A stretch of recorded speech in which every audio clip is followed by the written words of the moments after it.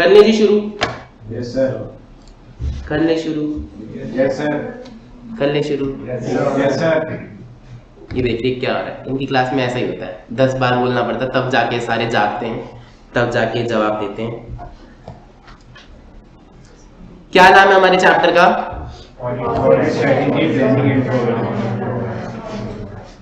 Research जी planning है। तेज बोलो रे, क्या नाम है तुम्हारा?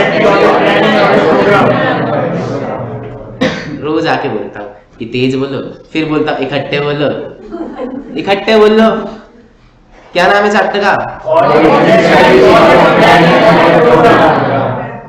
कुछ भी समझ नहीं आया, दोबारा सही से। आप भी तो बोले ना।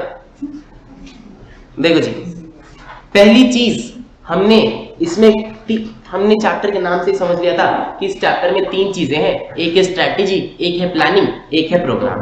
ठीक है जी, पहले हमने कहीं और से शुरू करा था, वहीं से शुरू करेंगे। स्ट्रैटेजी से एक काम करते हैं, स्ट्रैटेजी से ही शुरू करते हैं। ठीक है जी, स्ट्रैटेजी में मैंने आपको एक कहानी सुनाई थी। किसकी कहानी सुनाई थी? डॉन की कहानी सुनाई थी। मैंने आपको उसकी कहानी में क्या बताया था? क्या बताया था भाई? हाँ, एक डॉन था और उसके 2 बच्चे थे। क्या कहानी सुनाई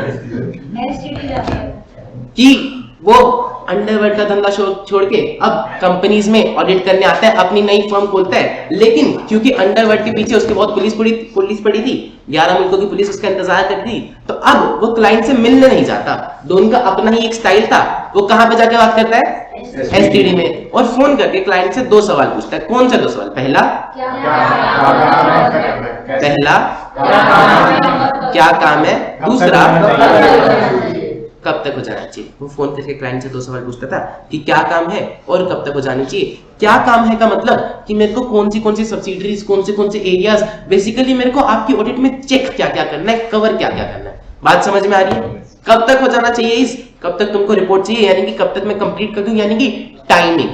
ठीक है जी, पहला इस स्कोप क्या काम है, दूसरा इस टाइमिंग कब तक हो जाना चाहिए, और फोन रख के फिर वो डिसाइड करता था क्या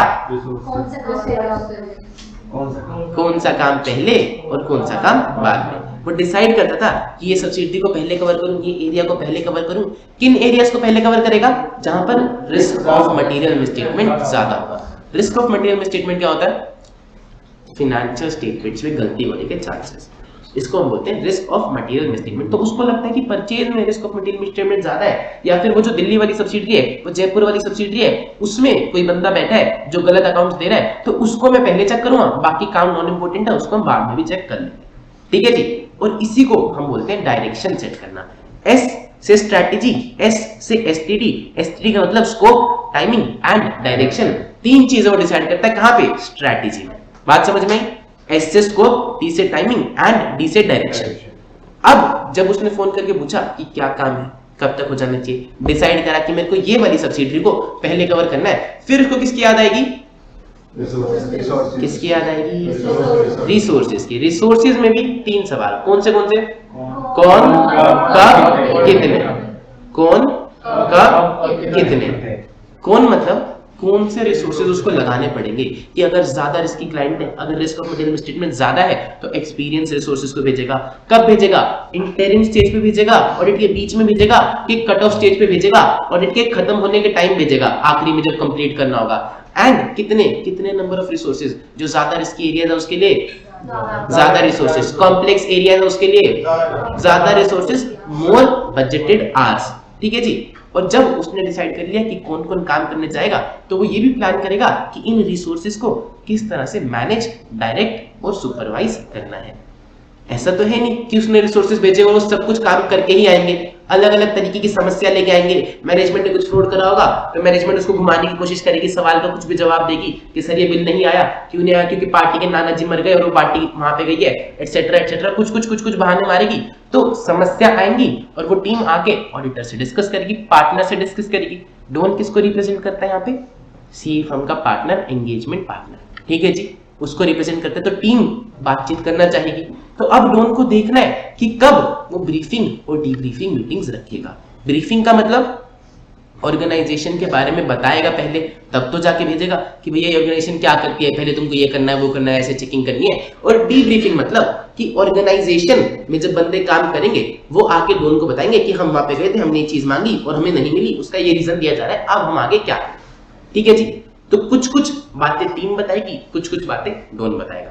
ब्रीफिंग और डीब्रीफिंग मीटिंग कहाँ रखनी है, डॉन डिसाइड करेगा। दूसरा, उनके काम को रिव्यू करना है क्या नहीं, और रिव्यू करना है तो कहाँ रिव्यू करना है, ऑन साइट पे रिव्यू करना है कि ऑफ साइट पे, क्लाइंट के प्लेस पर जाके रिव्यू करना है या अपने ऑफिस में बुला के रिव्यू करना है, ये डिसाइड करेगा। एंड लास्ट में क्वालिटी कंट्रोल रिव्यू। क्या होता है क्वालिटी कंट्रोल रिव्यू? तो जो लोगों ने काम करा है ना उसको एक अलग से रिव्यू करना, उस काम को कि बताना है कि वो काम सही हुआ है कि नहीं, इस तरह से उसको। क्या होता है क्वालिटी कंट्रोल रिव्यू क्लास? क्या ये हमने कल भी पढ़ा था? और यही सवाल मैंने तुमसे पूछा था और कल भी तुम चुप बैठे थे और आज स्टिल सेम सवाल पे तुम चुप बैठे, ऐसा क्यों? क्वालिटी कंट्रोल रिव्यू क्या होता है madam? Quality control review sir quality को कंट्रोल करने के लिए तो हम रिव्यू लगाते हैं।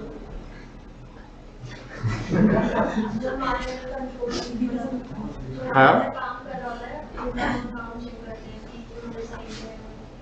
सर कुछ चेक करना कि आपकी ऑडिट टीम ने काम क्वालिटी के हिसाब से अच्छे से प्रोसीजर्स लगा के किया है कि नहीं, उसको हम बोलते हैं क्वालिटी कंट्रोल रिव्यू। ये हमने पढ़ा था चैप्टर 11 में, जब हमने पंडित जी को बताया था कि पंडित जी आपको सारी टीम की जिम्मेदारी लेनी है और उनके काम का रिव्यू करना है, क्वालिटी का कंट्रोल करके रखना है कि जो भी रिपोर्ट आपके यहाँ से जाएगी वो क्वालिटी वाली रिपोर्ट होनी चाहिए। अगर फाइनेंशियल स्टेटमेंट सही नहीं थे तो आपकी रिपोर्ट में यही लिखा होना चाहिए कि financial statements does not present a true and fair view. इस चीज को इंश्योर करना है। इंश्योर कैसे करोगे?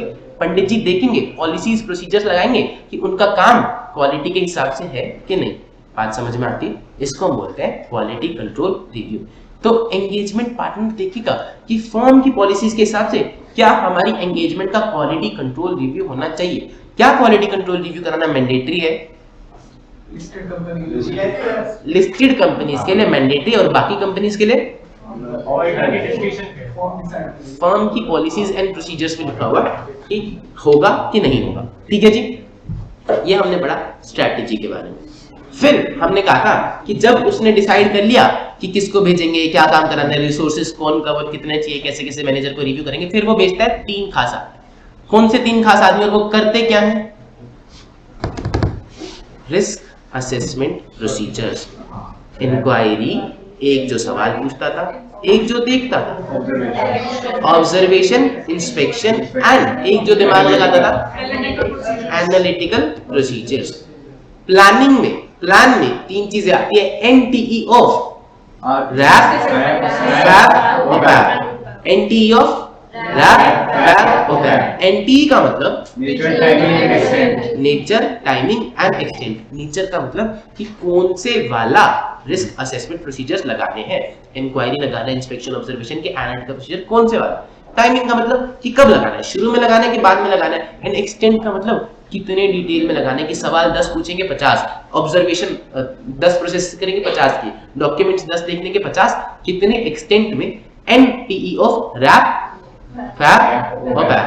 फैब का मतलब फर्दर ऑडिट प्रोसीजर्स एंड पैब का मतलब other plan audit procedure, OPAP, other plan audit procedures. ठीक है जी। फैक्ट, फर्दर ऑडिट प्रोसीजर्स हम ज्यादा लगाएंगे कि कम लगाएंगे, किस चीज पे डिपेंड करता है? रिस्क असेसमेंट प्रोसीजर्स के रिजल्ट पे, कि हमने जब प्रोसीजर्स लगाए तो हमें कैसे रिस्पॉन्सेज मिले। बात समझ में आ रही है? डॉक्यूमेंट्स में गलतियां मिली, सवालों के जवाब नहीं मिले, हमने ऑब्जर्व करा तो काम ढंग से लोग कर नहीं रहते, तो हमें पता चला कि भैया रिस्क ज्यादा है, गलती होने के चांसेस ज्यादा है, तो हम उतने ही फर्दर ऑडिट प्रोसीजर्स बढ़ा देंगे। बात समझ में आती है? यहाँ तक कोई बड़ा दिक्कत परेशानी? एक था आपका ऑडिट स्ट्रैटेजी, एक था आपका ऑडिट प्लान। एक बारी फटाफट से इसको पढ़ लेंगे। देखो जी, स्ट्रैटेजी। स्ट्रैटेजी में हमने पढ़ा it sets the scope, timing and direction of the audit and guides the development of audit plan. फिर जब उसने डिसाइड कर लिया क्या काम है, कब तक हो जाना चाहिए, पहले क्या करेंगे, फिर उसको याद आएगी रिसोर्सेज की, कि कौन से resources to deploy for specific audit areas, कि मैं ज्यादा एक्सपीरियंस टीम मेंबर भेजूं हाई रिस्क एरियाज के लिए और एक्सपर्ट्स को इन्वॉल्व करूं कॉम्प्लेक्स मैटर पे। कौन, कब इन रिसोर्सेज को भेजना चाहिए, इंटरिम ऑडिट स्टेज पे या कट ऑफ स्टेज पे। कौन, कब, कितने नंबर ऑफ रिसोर्सेज मुझे भेजने हैं, नंबर ऑफ टीम मेंबर्स। अगर मान लो इन्वेंट्री की लोकेशन बहुत ज्यादा अलग अलग जगह पे है, कोई दिल्ली में कोई गुड़गांव में, और सारी ही मटेरियल है, तो मेरे को ज्यादा रिसोर्सेज भेजने पड़ेंगे, क्योंकि इन्वेंट्री की डेट तो फिक्स होती है, एंटिटी तो 31 मार्च के आसपास इन्वेंट्री करेगी और ऑडिटर को वहां पे प्रेजेंट होना पड़ेगा। ठीक है जी। फिर क्या हमें दूसरे ऑडिटर के काम का रिव्यू करना है, एंड अगर हाई रिस्क एरियाज हैं तो हम ज्यादा बजट लगाएंगे आवर्स में, ज्यादा नंबर ऑफ आवर्स एलोकेट करेंगे हाई रिस्क एरियाज में। बात समझ में आती है? कोई भी दिक्कत परेशानी यहाँ तक? फिर हमने कहा कि वो डिसाइड करेगा कि इन रिसोर्सेज को मैनेज, डायरेक्ट और सुपरवाइज कैसे करना है, कि बेसिकली ब्रीफिंग और डीब्रीफिंग मीटिंग कब कब रखनी है, पार्टनर के और मैनेजर के रिव्यूज कब कब होंगे और कहाँ होंगे, ऑन साइट होंगे कि ऑफ साइट होंगे, एंड लास्ट में engagement quality control review complete कराने हैं क्या, ये आपको देखना है। ठीक है जी। फिर आते हैं हम अपने प्लान पे। प्लान में क्या चीजें इंक्लूड होती हैं?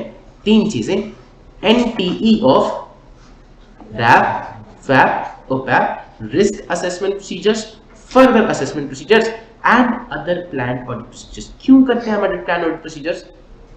ताकि ऐसे से कंप्लाई कर सकें, ताकि हमारी एंगेजमेंट जो है वो एसएस के हिसाब से कंप्लाई कर सके, कि हमने देखा रिस्क तो कम है, हमने फर्दर प्रोसीजर्स कम लगाए, लेकिन ऐसे में लिखा होता है कि आपको 10 प्रोसीजर्स तो लगाने ही है, तो आप वो 10 के 10 चीजें चेक करोगे, फिर आपकी एंगेजमेंट एसए के साथ में कंप्लाई होगी। बात समझ में आती है? तो अदर प्लान प्रोसीजर्स इसलिए लगाते हैं ताकि हमारी एंगेजमेंट जो है वो एसए के साथ कंप्लाई हो जाए। कौन सा ज्यादा डिटेल में होगा, स्ट्रैटेजी के प्लान? क्यों प्लान? जैसे उसमें ना हर एक प्रोसीजर के बारे में डिफाइन करते हैं कि इस आइटम पे कौन कौन से प्रोसीजर लगाएंगे, तो ऊपर डिटेल में हम डिस्क्रिप्शन रखते हैं, क्योंकि प्लान में हम हर एक प्रोसीजर लिखते हैं कि हमको क्या क्या करना है, रिस्क में क्या मिला, रिस्क असेसमेंट प्रोसीजर्स कौन से करने हैं, उसका रिस्पॉन्स क्या रहा, और उसके हिसाब से कितने प्रोसीजर्स हमें आगे लगाने हैं। स्ट्रैटेजी में तो हम सिर्फ मैन पावर की प्लानिंग करते हैं, किसको भेजेंगे, कब भेजेंगे, एटसेट्रा एटसेट्रा। ठीक है जी। Auditor plans what type of procedures to be perform, their timing and कितना काम उसको करना चाहिए। प्लान ज्यादा डिटेल में होता है स्ट्रैटेजी से। ठीक है जी। फिर इसने भी बात बता रही कि इसमें क्या आता है, NTE of procedures perform by the engagement team member, example risk assessment procedures, planning further और प्रोसीजर्स, और कोई और प्रोसीजर्स जो उसको एसएस के हिसाब से करने चाहिए। ठीक है जी।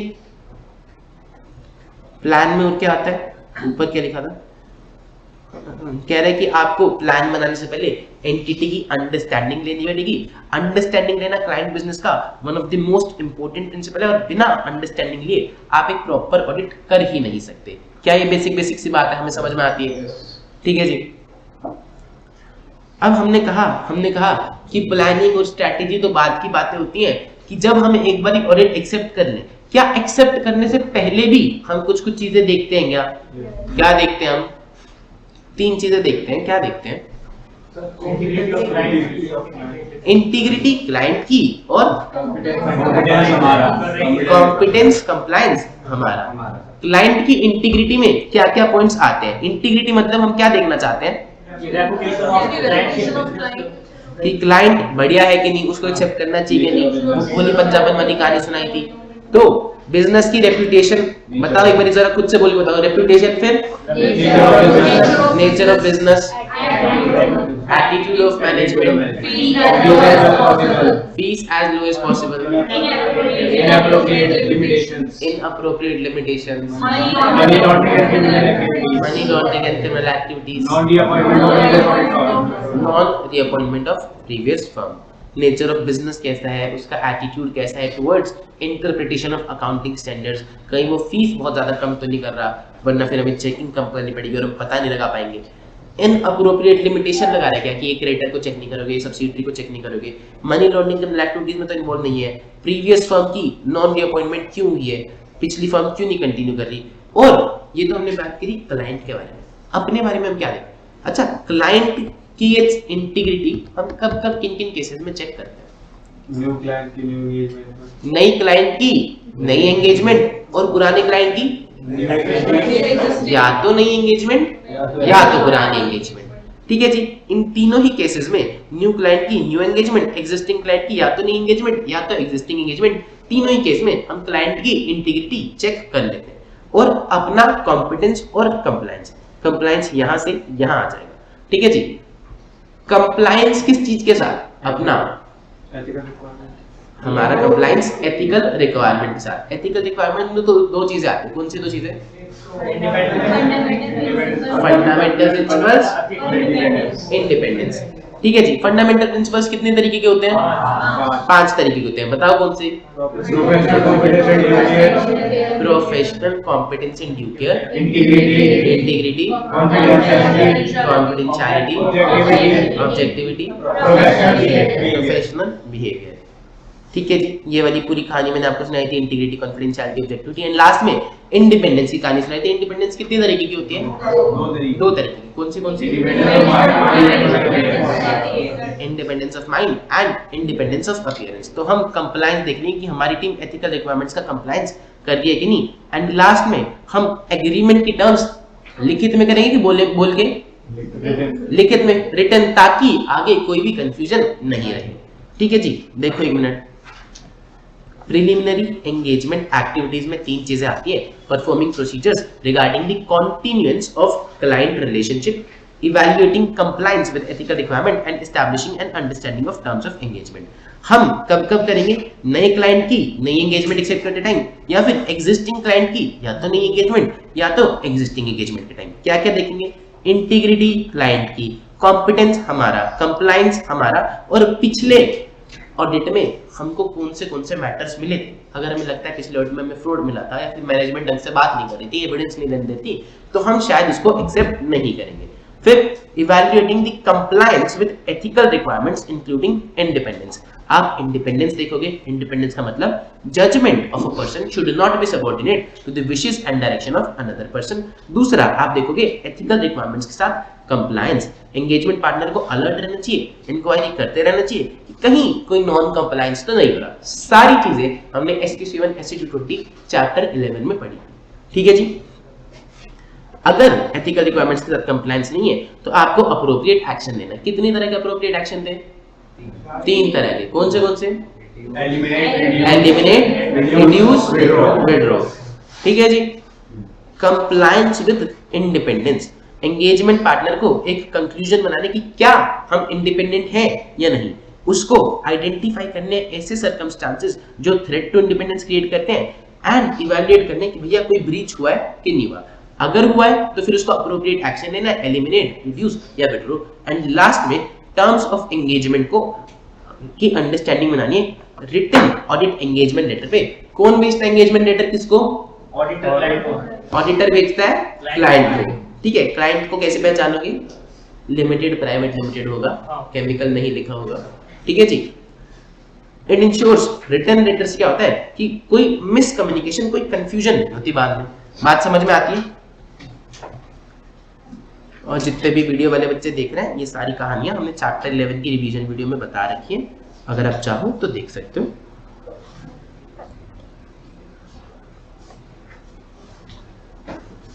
फिर हम और दो कुछ सिंपल से टॉपिक्स पे आते हैं, जैसे कि प्लानिंग क्यों जरूरी है, उसके क्या बेनिफिट्स हैं।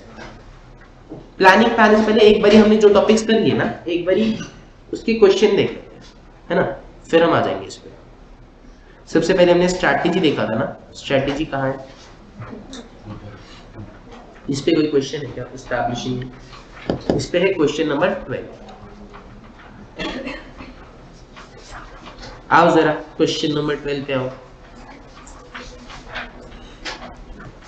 The auditor of Auditor T of Handfab Limited is worried as to management of key resources to be employed to conduct audit. How strategy would be helpful? Auditor T of Handfab Limited is worried as to management of key resources. उसको चिंता है कि की resources को वो कैसे manage करेगा जो ऑडिट के दौरान जो ऑडिट हम कंडक्ट करने वाले हैं। How the audit strategy will be helpful. क्या हम स्ट्रैटेजी में लिखते हैं कि रिसोर्सेज को कैसे मैनेज, डायरेक्ट और सुपरवाइज करना है, तो आपको पॉइंट समझ में आ गया कि कहां से लिया गया है, ठीक है जी। दूसरा क्वेश्चन क्या बोलता है? Engagement partner of AST associates firm of CS appointed as auditor of Fabric India Limited is considering as to management of key resources to be employed or conduct during the audit. Discuss how overall audit strategy would assist the auditor. कि आप resources को कैसे manage करोगे, उसी point से दोनों question इन्होंने बना रखे हैं, ठीक है जी, हम उधर जाके लिख लेते हैं ताकि हमें बाद में दिक्कत नहीं आए। और जो चीजें मैं लिखवा रहा हूँ उसको पूरा लिखा करो, आधा सेंटेंस बीच में मत लिखा करो, वरना वो बात वो किसी वैल्यू का नहीं है, फिर तुम्हें क्वेश्चन बैंक दोबारा से उठाना पड़ेगा ही।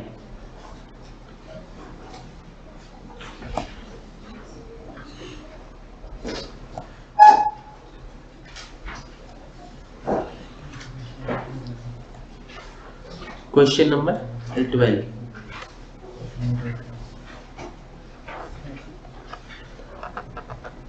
auditor is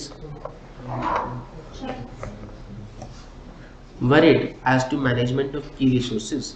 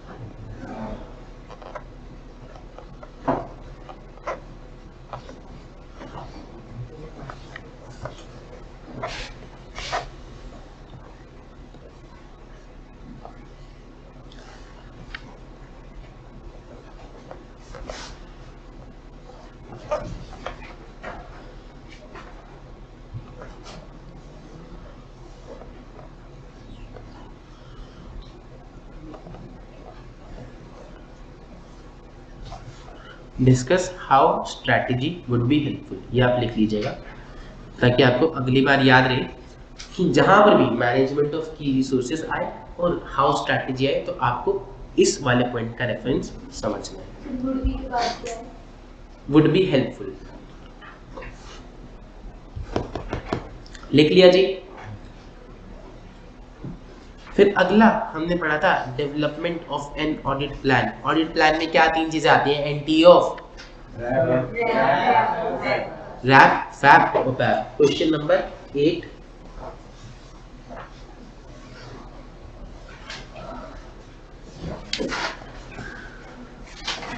बोल रहे हैं CA Mary while planning the audit of a company feels that she would inquire from in-house legal counsel of company status of pending litigation matters against the company to identify and assess the risk of material misstatement. Considering above description, are you able to identify the set procedures where these identified procedures are included in planning in accordance with SA 300?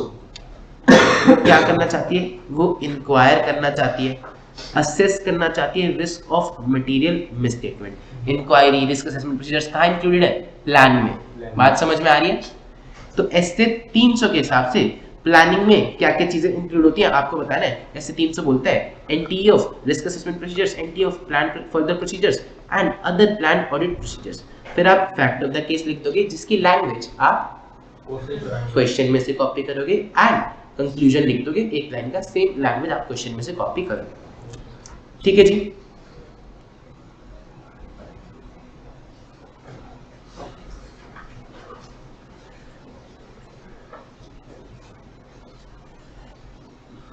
लो इसको लिख लेते हैं।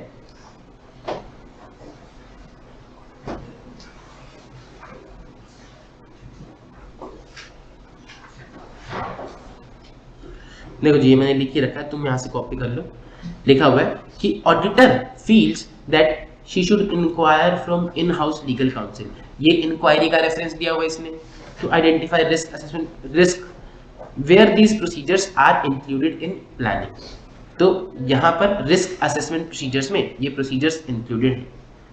अगर, और ऊपर लिखा हुआ है कि same goes for these two observation, inspection, analytical procedures. अगर auditor feels that she should observe, she should inspect, तो वो भी इसी के अंदर आएगा। बात समझ में आती है?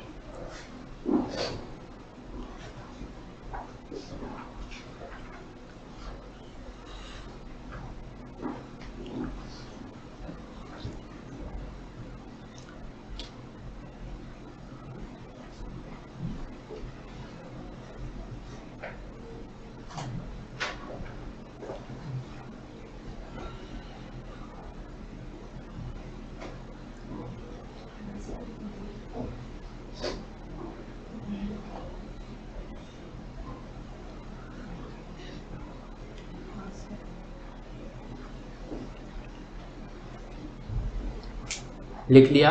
Yes sir. समझ में आ गया जो मैंने बताया कि इंक्वायरी की जगह अगर इंस्पेक्शन, ऑब्जर्वेशन या एनालिटिकल प्रोसीजर्स भी लिखा हो कि ऑडिटर को एनालिटिकल प्रोसीजर्स करना है क्योंकि उसको रिस्क असेस करना है, तो वो कहाँ इंक्लूड होगा? यही रिस्क असेसमेंट प्रोसीजर्स के अंदर, और आप ये तीनों चीजें लिखोगे ऐसे 300 के हिसाब से। फिर है क्वेश्चन नंबर 25।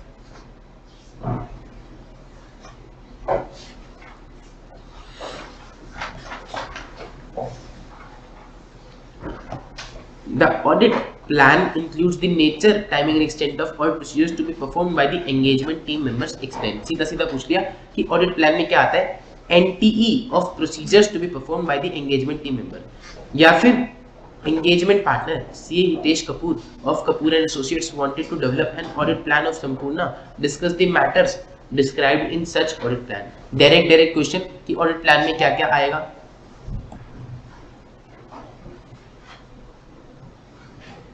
लिख लो यहाँ पर audit plan includes NTE of audit procedures, explain. Question number 25 plan के ऊपर ये क्वेश्चन इसने पूछा होगा।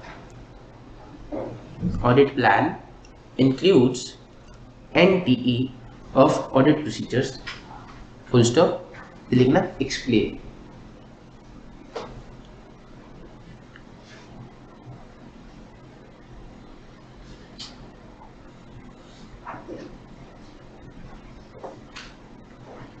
लिख लिया?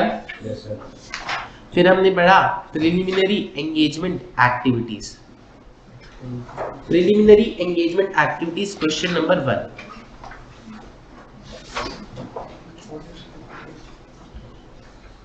क्या पूछता है? Discuss how performing preliminary engagement activity as a part of planning assist the auditor, कि प्रिलिमिनरी एंगेजमेंट एक्टिविटी से किस तरह से असिस्टेंस मिलती है। लिख लो जी। Discuss how performing preliminary engagement activities helps the auditor, question number 1।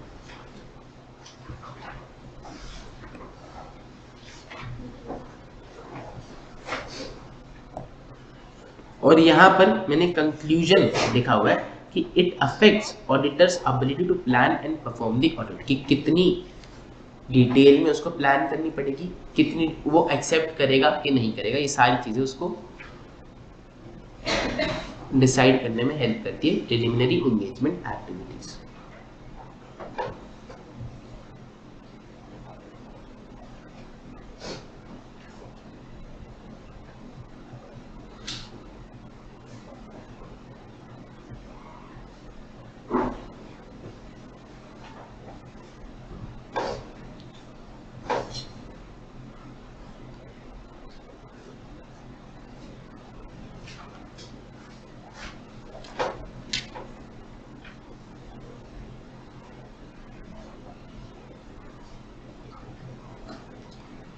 लिख लिया? ये ब्लू में जो लिखा है वो कंक्लूजन है।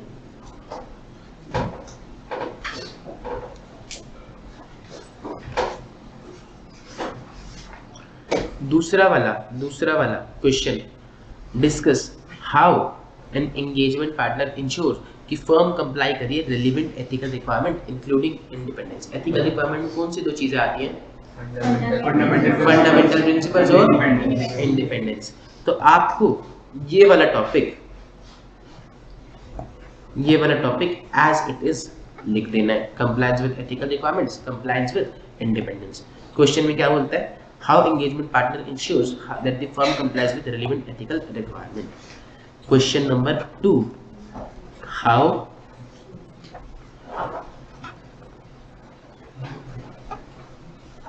engagement partner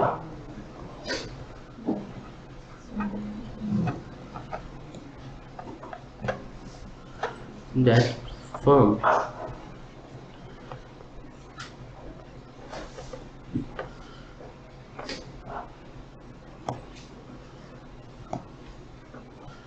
complies with ethical requirements.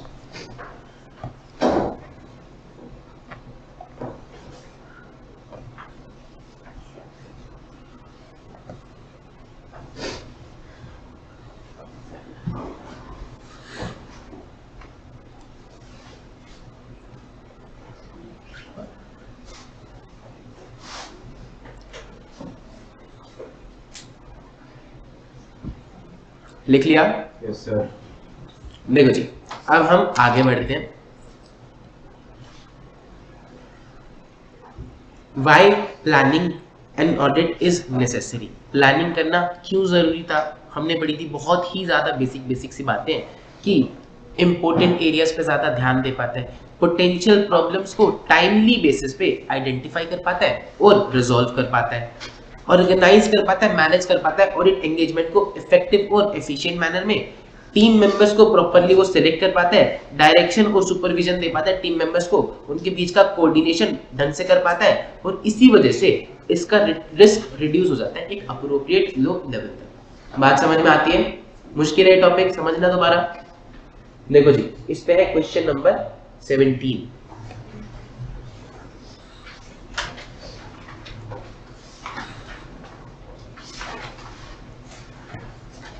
And adequate planning benefits the audit of financial statement. कह रहा प्लानिंग करने से कुछ तो बेनिफिट होते हैं, और ये क्वेश्चन भाई साहब कितनी ज्यादा बार पूछा गया। ठीक है जी, लिख लो यहाँ पर, and adequate planning benefits the audit of financial statements discuss.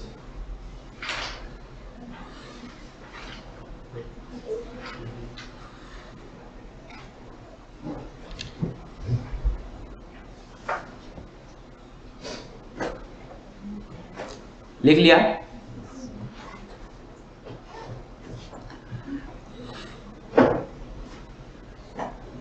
फिर हमने पढ़ा था प्लानिंग एक कंटिन्यूअस प्रोसेस है। हमने सीखा कि प्लानिंग कोई डिस्क्रीट फेज नहीं है कि हमने एक बार सोच लिया तो अब हमको वैसे ही करना है। जैसे जैसे हम आगे प्रोसीजर्स करते जाएंगे हमें और रिस्क मिलते जाएंगे, हमें पता चल जाएगा और क्लैरिटी आती जाएगी ऑर्गेनाइजेशन के बारे में, तो हम उसके हिसाब से फर्दर प्रोसीजर्स को प्लान करते जाएंगे।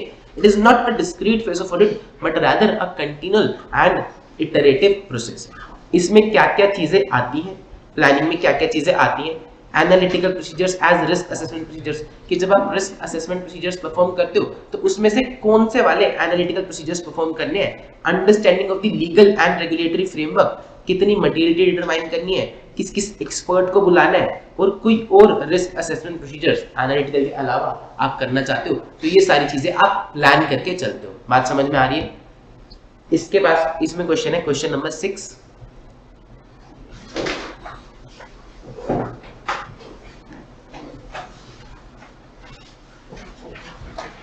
देखो जी, MG and Company, a firm of auditors having a standing of 30 years, is appointed as a statutory auditor of a company engaged in manufacturing of defense equipment. क्योंकि डिफेंस सेक्टर को government ने private player को भी open कर दिया है, तो बहुत सारी नई कंपनीज आ रही है, सोफिस्टिकेटेड डिफेंस इक्विपमेंट बना रही है। Considering technical and complex nature of operations, auditor recognize that experts की जरूरत पड़ेगी। Discuss consideration for involvement of experts by auditor fall in the domain of planning. क्या एक्सपर्ट्स की इन्वॉल्वमेंट करनी है कि नहीं करनी, क्या ये प्लानिंग में आता है? अभी अभी हमने पढ़ा 5वां पॉइंट, प्लानिंग में वो आता है। ठीक है जी, सेम वही वाली चीजें लिख रखी है, एनालिटिकल प्रोसीजर्स है ना, फ्रेमवर्क के बारे में, materiality, expert and performance of other risk assessment procedures. कहानी वाला क्वेश्चन है, क्या क्या चीजें लिखोगे प्रोविजन के साथ?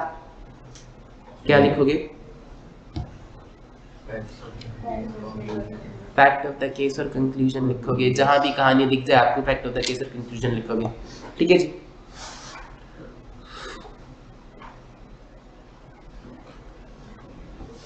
लिख लो यहाँ पर question 6।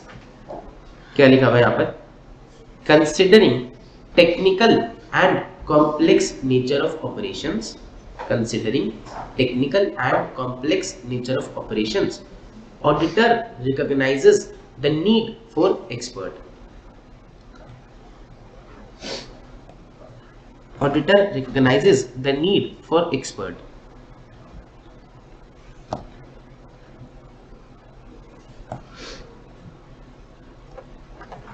Does this fall within the domain of planning?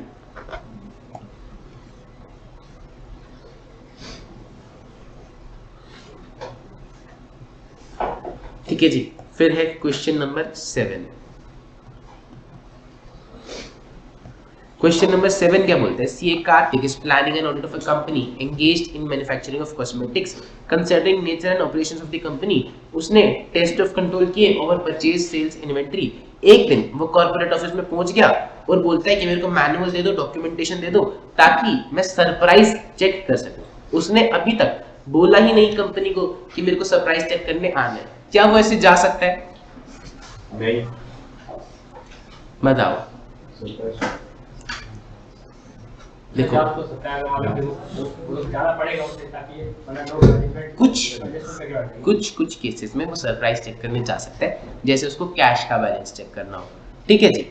तो कैश का बैलेंस अगर वो बता के जाएगा तो कंपनी वाला बंदा कैश का कहीं ना कहीं से जुगाड़ करके रखेगा, इसलिए कैश की चेकिंग होती है सरप्राइज बेसिस पे। लेकिन अगर आपको कुछ और चेक करके जाना है तो आप उनको अपना प्लान शेयर करके जाते हो रीजनेबली वेल बिफोर टाइम, ताकि वो डॉक्यूमेंटेशन और वो बंदे प्रिपेयर मिले, आपको चीजें दिखा सके।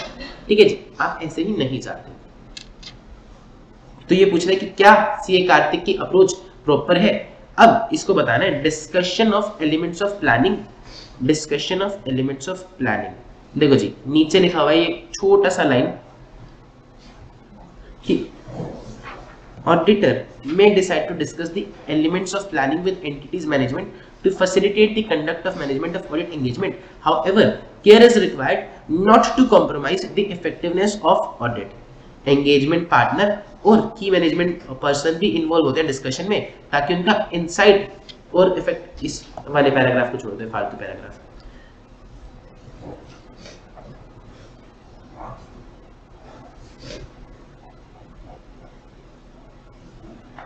तो अब आप इसको कैसे लिखोगे? सुनो, आप इस क्वेश्चन में क्या क्या लिखोगे? आप थोड़ा सा बेस बनाओगे कि प्लानिंग एक कंटिन्यूअस इटरेटिव प्रोसेस है और इसमें टाइमिंग ऑफ सर्टेन एक्टिविटीज भी इंक्लूड होता है। मेरी तरफ देख लो, सुन लो कि प्लानिंग में कंसिडरेशन ऑफ टाइमिंग भी इंक्लूड होता है। और फिर हम ये चीजें लिखते हैं एंड लास्ट में आप ये पूरा प्रोविजन लिखोगे कि भैया auditor may decide to discuss elements of planning, कि मैनेजमेंट के साथ ऑडिटर डिस्कस कर सकता है और ध्यान रखना है कि इफेक्टिवनेस कॉम्प्रोमाइज नहीं हो जाए। फिर आप फैक्ट ऑफ द केस लोगे, फिर कंक्लूजन में लिखोगे कि उसकी अप्रोच प्रॉपर नहीं थी, उसको डिस्कस करके जाना चाहिए था। बात समझ में आई? कोई ना दिक्कत परेशानी यहाँ पर? ठीक है जी, एक बार लिख लो। Question number 7, CA arrives at client place. CA arrives at client place and asks for documentation without prior intimation. लेकिन सर हम इस तरह से तो अक्सर दे सकते हैं कि अब ये कैसे है, वो कैश काउंट करने गया था। उसने बताया है कि वो क्या अकाउंट करने गया था, वो अलग से डॉक्यूमेंटेशन मांग रहे हैं। कैश में आप डॉक्यूमेंटेशन नहीं मांगते, आप कैश का बैलेंस मांगते हो कि मेरे को तिजोरी दिखाओ और उसमें कैश कितना रखा है। कॉर्पोरेट ऑफिस में पहुंचा है, मैनुअल्स मांग रहे हैं, रिक्वायर्ड डॉक्यूमेंटेशन मांग रहे हैं। ठीक है, उसने परचेज, सेल्स और इन्वेंट्री के ऊपर कंट्रोल चेक करे थे, अब वो डॉक्यूमेंट्स चेक कर रहे हैं। इसमें कैश का कहीं भी जिक्र नहीं है। अगर मान लीजिए अगर ऐसा लिख जाए कैश में, तो हम ये कहेंगे कि प्रॉपर है, मतलब ये प्रॉपर तरह से। हाँ, अगर वो कैश का ऑप्शन देगा तो आप लिख के आओगे कि भैया कैश में सरप्राइज एलिमेंट ऑफ टेस्टिंग होती है, और ये वाला क्वेश्चन हम आगे के चैप्टर्स में पढ़ने वाले हैं, कैश वाला। तो कैश में हम सरप्राइज चेकिंग करते हैं। लिख लिया? Yes sir. CA arrives at client place, asked for documentation without prior intimation. एक क्वेश्चन और है इस पे, question number 21।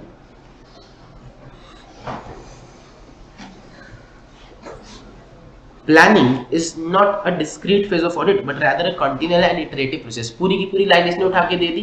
That often begins shortly after the completion of previous audit and continues until the completion of current audit engagement. Planning includes the need to consider certain matters prior to the auditor's identification and assessment of risk of material misstatement. Explain clearly stating those matters. तो ये पूरा का पूरा इसने paragraph यहाँ से उठा के दे दिया, continues until the engagement, और फिर कुछ मैटर्स हैं जो उसको डिस्कस करने होते हैं, ये आपको डिस्कस करना है। तो क्वेश्चन नंबर 21, इस पैराग्राफ को इस तरह से मार्क कर लो और यहाँ पे एरो डाल के लिख लो क्वेश्चन नंबर 21, ताकि आपको पता चले कि ये लाइन देगा तो इसके बारे में ये चीजें लिखनी है। बात समझ में आ रही है? क्या नाम है सर आपका? अरे नाम ही तो पूछा भाई, पीछे Vishnu.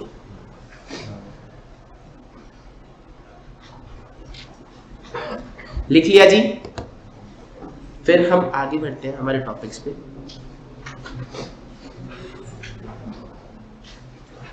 Relationship between audit strategy and audit plan. क्या एक चीज दूसरे के वजह से चेंज हो सकती है? क्या हम प्लान को बाद में चेंज कर सकते हैं? क्या हम स्ट्रैटेजी को बाद में चेंज कर सकते हैं? इसने बोला था कि ऑडिट स्ट्रैटेजी एक ओवरऑल अप्रोच देती है और प्लान में बहुत सारी चीजें होती है कि हमको स्ट्रैटेजी के हिसाब से क्या क्या करना है। स्ट्रैटेजी में स्कोप, टाइमिंग, डायरेक्शन आता है और प्लान बताता है कि स्ट्रैटेजी को इंप्लीमेंट किस तरह से करेंगे। Plan is more detailed than the overall strategy, जिसमें एनटीई ऑफ प्रोसीजर्स भी आता है। एक बार स्ट्रैटेजी जब एस्टैब्लिश हो जाती है तो फिर प्लान डेवलप करा जा सकता है और स्ट्रैटेजी को काम में लिया जा सकता है कि प्लान स्ट्रैटेजी के हिसाब से काम में ले ताकि efficient use of auditors resources हो। ठीक है जी। Establishment of overall strategy then the detailed plan are not necessarily discrete and sequential processes but are closely interrelated। उसने पहले सोचा कि रिस्क कम है, हमें 10 ही बंदे चाहिए, फिर उसने प्लान में रिस्क असेसमेंट प्रोसीजर्स परफॉर्म करे तो उसको पता चला कि रिस्क बहुत ज्यादा है, गलतियां बहुत ज्यादा है, तो अब वो चाहता है कि मैं डिटेल्ड में चेकिंग करूं। प्लान चेंज हो गया, फर्दर प्रोसीजर्स चेंज हो गए और डिटेल में चेकिंग करने के लिए मेरे को 10 बंदे और चाहिए, तो अब उसके हिसाब से स्ट्रैटेजी भी चेंज हो। बात समझ में आई? ठीक है जी। इस पे है क्वेश्चन नंबर, इस पे कोई भी क्वेश्चन नंबर नहीं है बट स्टिल इस लाइन को आप स्टार मार्क करके रखिएगा। Establishment of overall audit strategy and detail plan are not necessarily discrete and sequential processes but are closely interrelated, कि एक के चेंज होने से दूसरे में चेंज हो सकता है। किसकी जिम्मेदारी है स्ट्रैटेजी बनाना, प्लान बनाना? Overall auditor responsibility. Overall audit strategy and plan are auditor's responsibility. Auditor है जो स्ट्रैटेजी और प्लान बनाता है, लेकिन ऑडिटर डिस्कस कर सकता है मैनेजमेंट से elements of planning without compromising effectiveness of audit. Question number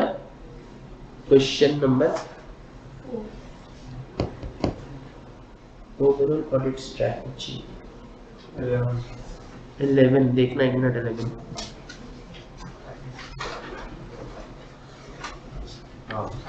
देखो जी, W, the auditor of SKM Limited asks its finance and audit head to prepare audit strategy for conducting SKM Limited.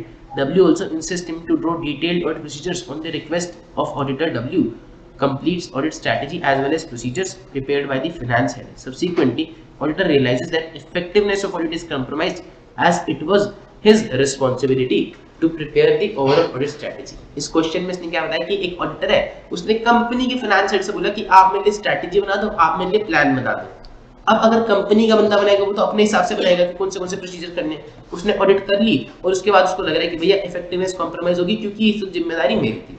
तो आप पहले बताओगे कि किसकी जिम्मेदारी थी। वो डिस्कस कर सकता है एलिमेंट्स ऑफ प्लानिंग, लेकिन कॉम्प्रोमाइज नहीं होना चाहिए।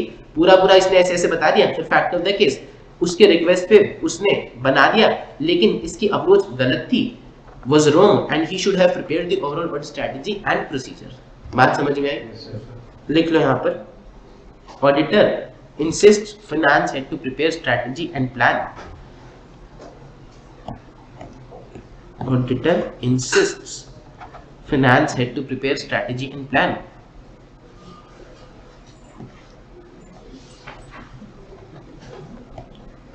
And after conducting audit, feels that effectiveness has been compromised as it was his responsibility।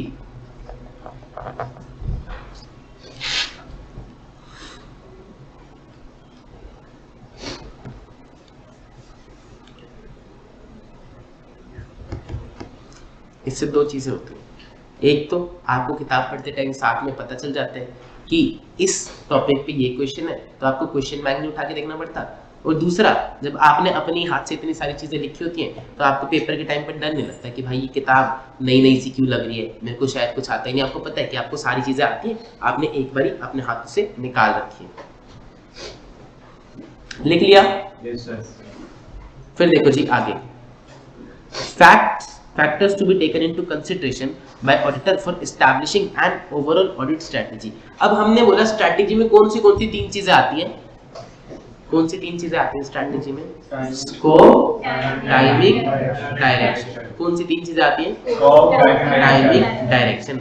तो अब बोल रहे हैं कि स्कोप की क्या क्या काम करना है उसको भी कुछ कुछ चीजें अफेक्ट करती हैं।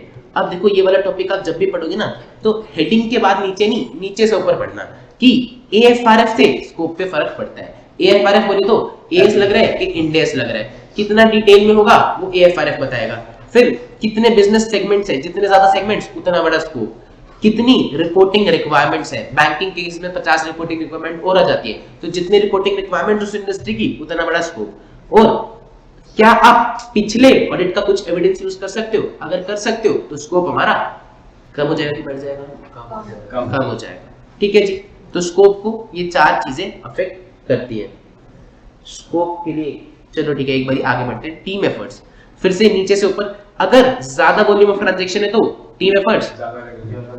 अगर इंडस्ट्री में डेवलपमेंट्स बहुत ज्यादा है, बहुत सारी चीजें चेंज हो गई हैं, रेगुलेशंस चेंज हो गई हैं, नई रिक्वायरमेंट्स आ गई तो टीम एफर्ट्स ज्यादा लगेंगे। एफआरएफ में चेंज आ गया तो टीम एफर्ट्स ज्यादा लगेंगे। क्यों लगेंगे ज्यादा? क्योंकि अब जब सर हम क्या कहते हैं नए चीजें आने लगी तो फिर नए लोग चाहिए जिनको कुछ चीज की नॉलेज है। इस तरह से नई चीजें आई हैं तो हो सकता है पुराने वाले लोगों को इतनी नॉलेज नहीं हो, नई नॉलेज वाले लोग चाहिए, या फिर पुराने वालों को हमने सिखा भी दिया तो वो गलतियां बहुत ज्यादा कर रहे हैं क्योंकि चीजें नहीं है। ठीक है, तो हमें ज्यादा लोग चाहिए।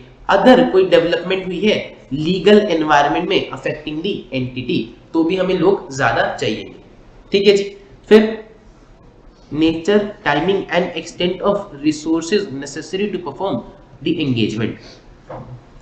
एक्सपीरियंस टीम मेंबर कि कौन से रिसोर्सेज चाहिए, इसने बता रखा है कि हाई रिस्क एरिया वाले के लिए हमें एक्सपीरियंस टीम मेंबर चाहिए, हायर रिस्क वाले के लिए हमें ज्यादा टाइम लगाना पड़ेगा। ठीक है जी, फिर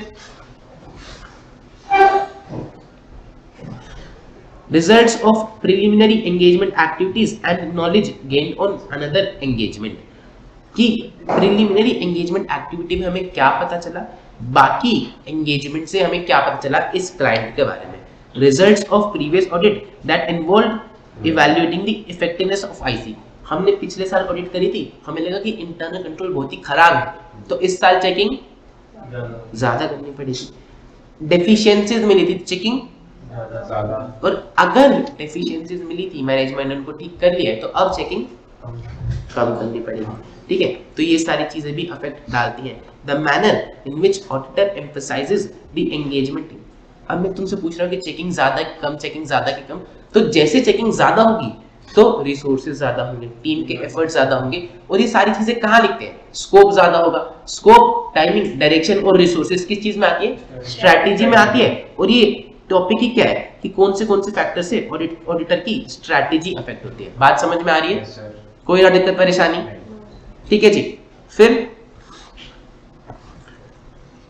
ascertain the reporting objectives of the engagement to plan the timing and nature of communication. Scope, timing and direction। तो अब बात कर रहे हैं टाइमिंग की। देखो, अगर एंटिटी का कोई टाइम टेबल है तो हमारी टाइमिंग अफेक्ट हो जाएगी। या तो एंटिटी बोलते कि भैया आपका जब हो जाए बता देना, कोई दिक्कत नहीं है, या फिर एंटिटी बोले कि हमें तो 20 दिन में ही चाहिए तो हमें टाइमिंग उसके हिसाब से रखनी पड़ेगी तो स्कोप अफेक्ट हो जाएगा।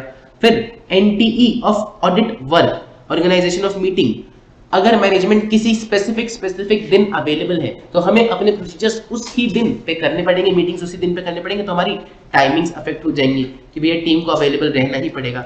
Type and timing of the report to be issued, management बोलती है कि हमको टाइम टू टाइम रिपोर्ट चाहिए, कभी परचेज पे कभी सेल पे, तो हमारी टाइमिंग अफेक्ट हो रही है, उससे हमारी स्ट्रैटेजी अफेक्ट होती है। मैनेजमेंट बोलती है कि जैसे जैसे 10% बढ़ते जाओ वैसे वैसे कम्युनिकेशन देते रहना, तो हमारी फिर से टाइमिंग अफेक्ट होती है। और ऑडिटर देखता है कि उसको अपने टीम मेंबर्स में कितनी कम्युनिकेशन करनी पड़ेगी और उनका कितना रिव्यू करना पड़ेगा, उसके हिसाब से भी टाइम लेके चलता है। अगर आर्टिकल्स को भेज रहा है तो वो 2 महीने पहले की रिपोर्टिंग डेट रखेगा आर्टिकल्स को कि भैया तुम दो, फिर अगर कोई गलती होगी तो मैं आके दोबारा ठीक करूंगा, तो टाइमिंग पे उसके हिसाब से फर्क पड़ जाएगा। और अगर टाइमिंग पे फर्क पड़ेगा तो स्ट्रैटेजी पे भी फर्क पड़ेगा। ठीक है जी, बातें सारी समझ में आ रही, कनेक्ट हो रहे हैं सारे topics.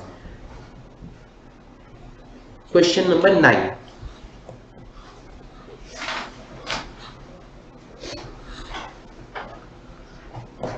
CA Shubhendu is statutory auditor of a social media company.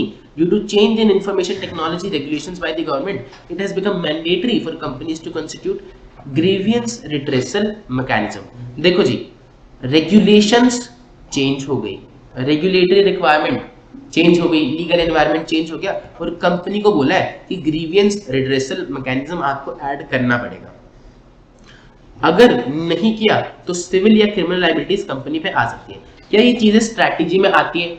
अगर लीगल रिक्वायरमेंट चेंज हुई तो टीम एफर्ट्स बढ़ जाएंगे। देखो जी, टीम एफर्ट में other significant recent development like change in the legal environment. यहां पर आप क्वेश्चन 9 लिख लो, change in the IT regulation mandatory to constitute grievance redressal mechanism.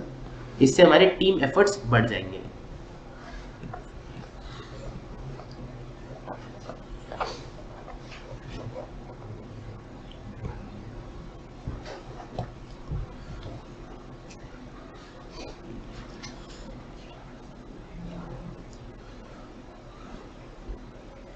Change in IT regulations mandated to constitute grievance redressal mechanism, team efforts हमारे बढ़ जाएंगे। Question number 14,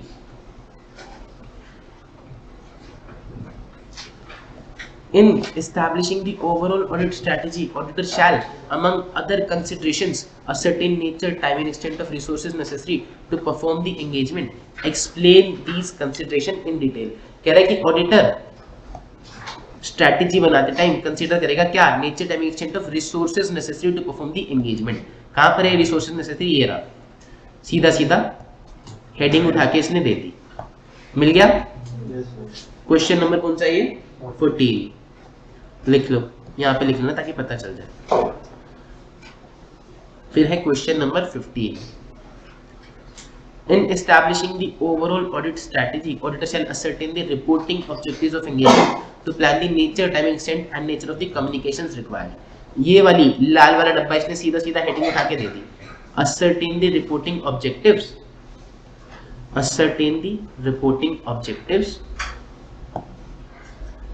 to plan the timing and nature of the communication required। Question number 15, ठीक है जी, पहचान में आ रहा question. फिर है question number 24, in establishing the overall strategy, auditor shall identify the characteristics of engagement that define its scope। सीधा सीधा उठा के दे दिया स्कोप वाला कि आप बताओ characteristics of engagement that define its scope। तो ये चार चीजें AFRF nature of business segment, ये चीजें आपको एक्सप्लेन करके आनी है, ठीक है जी। यानी कि हर एक डब्बे का अलग क्वेश्चन वो दे रहा है, इसको आपको इंपॉर्टेंट मार्क करना है और याद करके जाना है। कोई और दिक्कत परेशानी? इसमें इतने ही क्वेश्चंस थे। फिर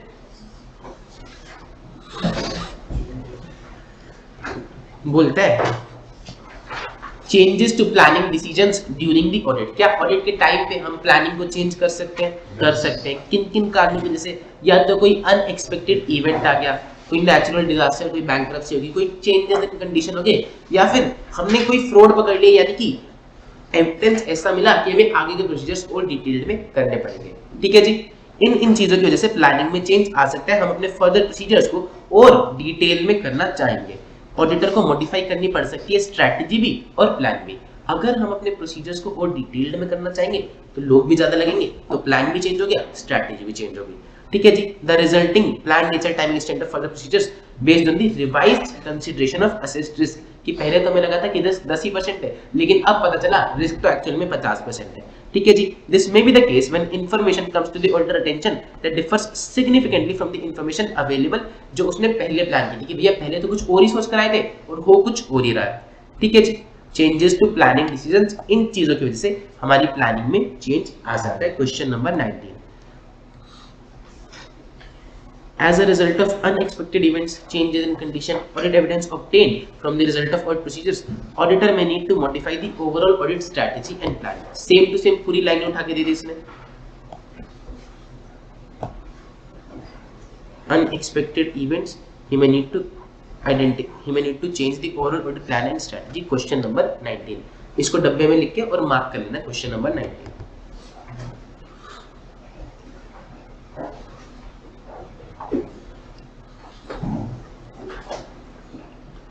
फिर है planning, supervision and review of work of engagement team member. Auditor plan करता है nature, timing, extent of direction, supervision, और उसमें क्या क्या चीजें आती हैं कि भैया एंटिटी कितनी बड़ी है, कॉम्प्लेक्सिटी कितनी ज्यादा है, कितना ज्यादा एरिया कवर करना है, उतनी ही ज्यादा मीटिंग्स रखनी पड़ेगी, जितनी ज्यादा कॉम्प्लेक्स है उतनी ज्यादा ब्रीफिंग डीब्रीफिंग मीटिंग्स रखनी पड़ेगी, रिस्क जितना ज्यादा है उतनी ज्यादा मीटिंग्स, कैपेबिलिटी एंड कॉम्पिटेंस जितनी ज्यादा है उतनी कैपेबिलिटी और कॉम्पिटेंस जितनी ज्यादा है लोगों की उतनी कम मीटिंग्स के ज्यादा मीटिंग्स, कम मीटिंग कम सोच लो कम कम मीटिंग्स, क्योंकि अगर आपके लोग एक्सपीरियंस्ड है, केपेबल है, तो वो खुद से बहुत सारी चीजें संभाल लेंगे। ठीक है जी, क्वेश्चन नंबर 5,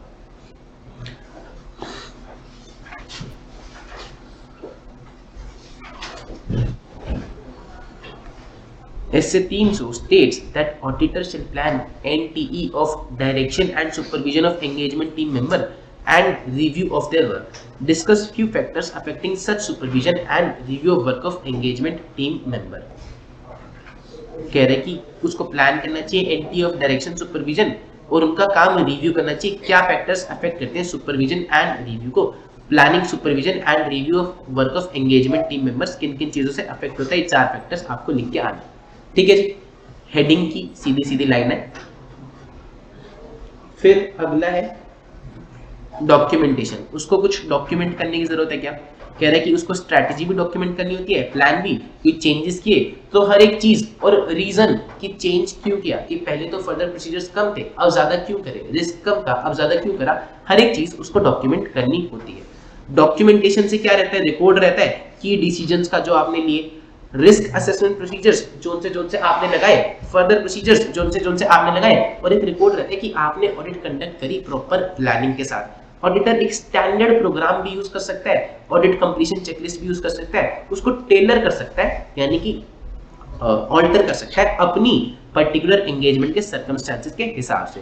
रिकॉर्ड अगर होगा आपके पास तो उससे पता चलता है कि आपने सिग्निफिकेंट चेंजेस आखिर में करे ही क्यों, और उससे पता चलता है कि अगर कोई चेंज करने की जरूरत थी तो आपने चेंज किया, यानी कि आपने अप्रोप्रिएटली रिस्पॉन्ड किया। बात समझ में आई? ये सारी चीजें हमें डॉक्यूमेंटेशन से पता चलती हैं। Question number 4, an auditor of a company fails to document the audit strategy, plan and briefly outline the consequences of such failure. इसने क्या है कि एक बंदा भूल गया स्ट्रैटेजी और प्लान डॉक्यूमेंट करना, तो अब क्या होगा? ऐसा कोई क्वेश्चन हमने स्टडी मटेरियल में नहीं पढ़ा कि अब क्या होगा वो भूल गया तो हम क्या करेंगे? हम सबसे पहले डॉक्यूमेंटेशन को एक्सप्लेन करेंगे कि उसको करना चाहिए था, क्यों करना चाहिए और उससे क्या क्या फायदे होते हैं। फिर आप फैक्ट ऑफ द केस बताओगे कि वो भूल गया, और लास्ट में आप कंक्लूजन बताओगे क्योंकि वो भूल गया तो उसकी इफेक्टिवनेस पे कॉम्प्रोमाइज आ सकता है, दिक्कत आ सकती है। ठीक है जी, बात समझ में आई? देखो इसने प्रॉपर वही बता रखा है कि डॉक्यूमेंटेशन क्या है, की डिसीजंस का रिकॉर्ड जो भी नेसेसरी करने चाहिए थे प्लान करने के लिए, रिकॉर्ड है NT of risk assessment procedure and further procedures. इससे क्या होता है? प्रॉपर प्लानिंग पता चलती है ना, सिग्निफिकेंट चेंजेस आपने करे क्यों करे, ये सब चीजें पता चलती हैं। अब लास्ट में उसने कंक्लूजन दे रखा है कि अगर if he fails to document the strategy plan, he will not be able to carry out the audit in an efficient, effective manner and will not be able to prove that audit was performed in accordance with SCA. सिर्फ एक conclusion अलग था, concept जो हमने किताबों में पढ़ा है वहीं से आया। बात समझ में आई?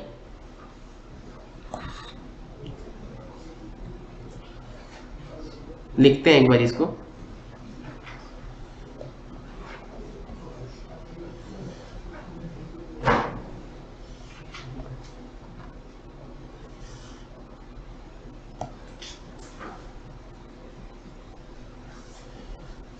क्वेश्चन नंबर कौन सा था ये? 4। लिखो जरा, question number 4।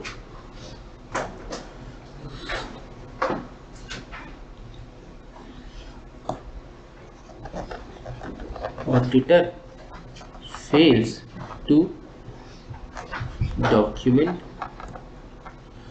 strategy and plan. Briefly outline the consequences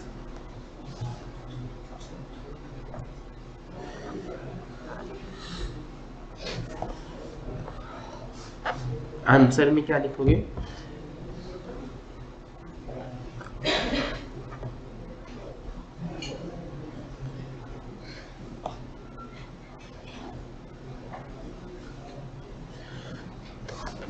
Not able to carry out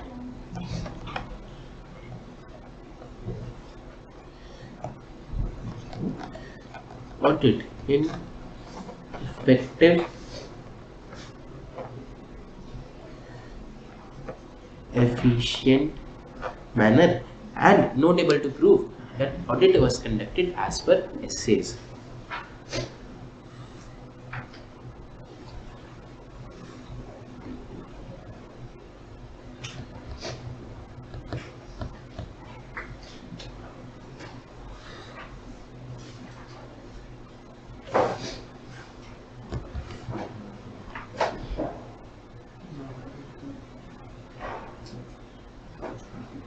Not able to prove that audit was conducted in accordance with essays.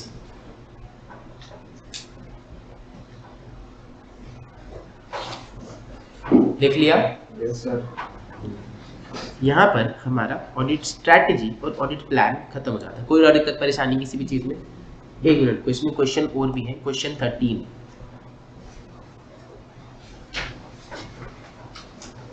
the auditor shall document overall strategy plan, any significant changes made during the engagement to the overall strategy and reason for such changes, explain।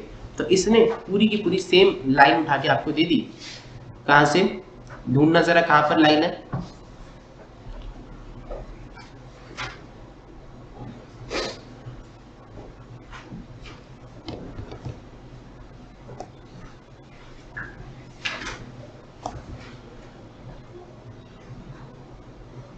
Last para. ये रहा ना, last para का है, first para है। देखो कि auditor को क्या डॉक्यूमेंट करना चाहिए? Strategy, plan, significant changes and the reason for such changes. मिल गया? तो इस पहले पैराग्राफ को आप ऐसे करके बॉक्स में डाल लो और लिख लो question number 13।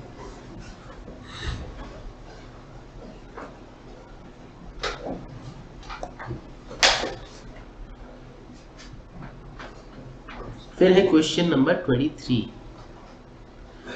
Explain what do you mean by documentation of audit plan, discuss the purpose served by it. लिख लो यहाँ पर question number 23।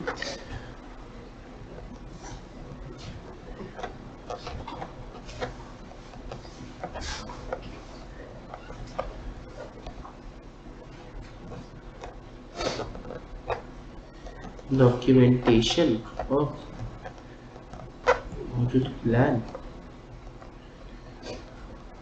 discuss the purpose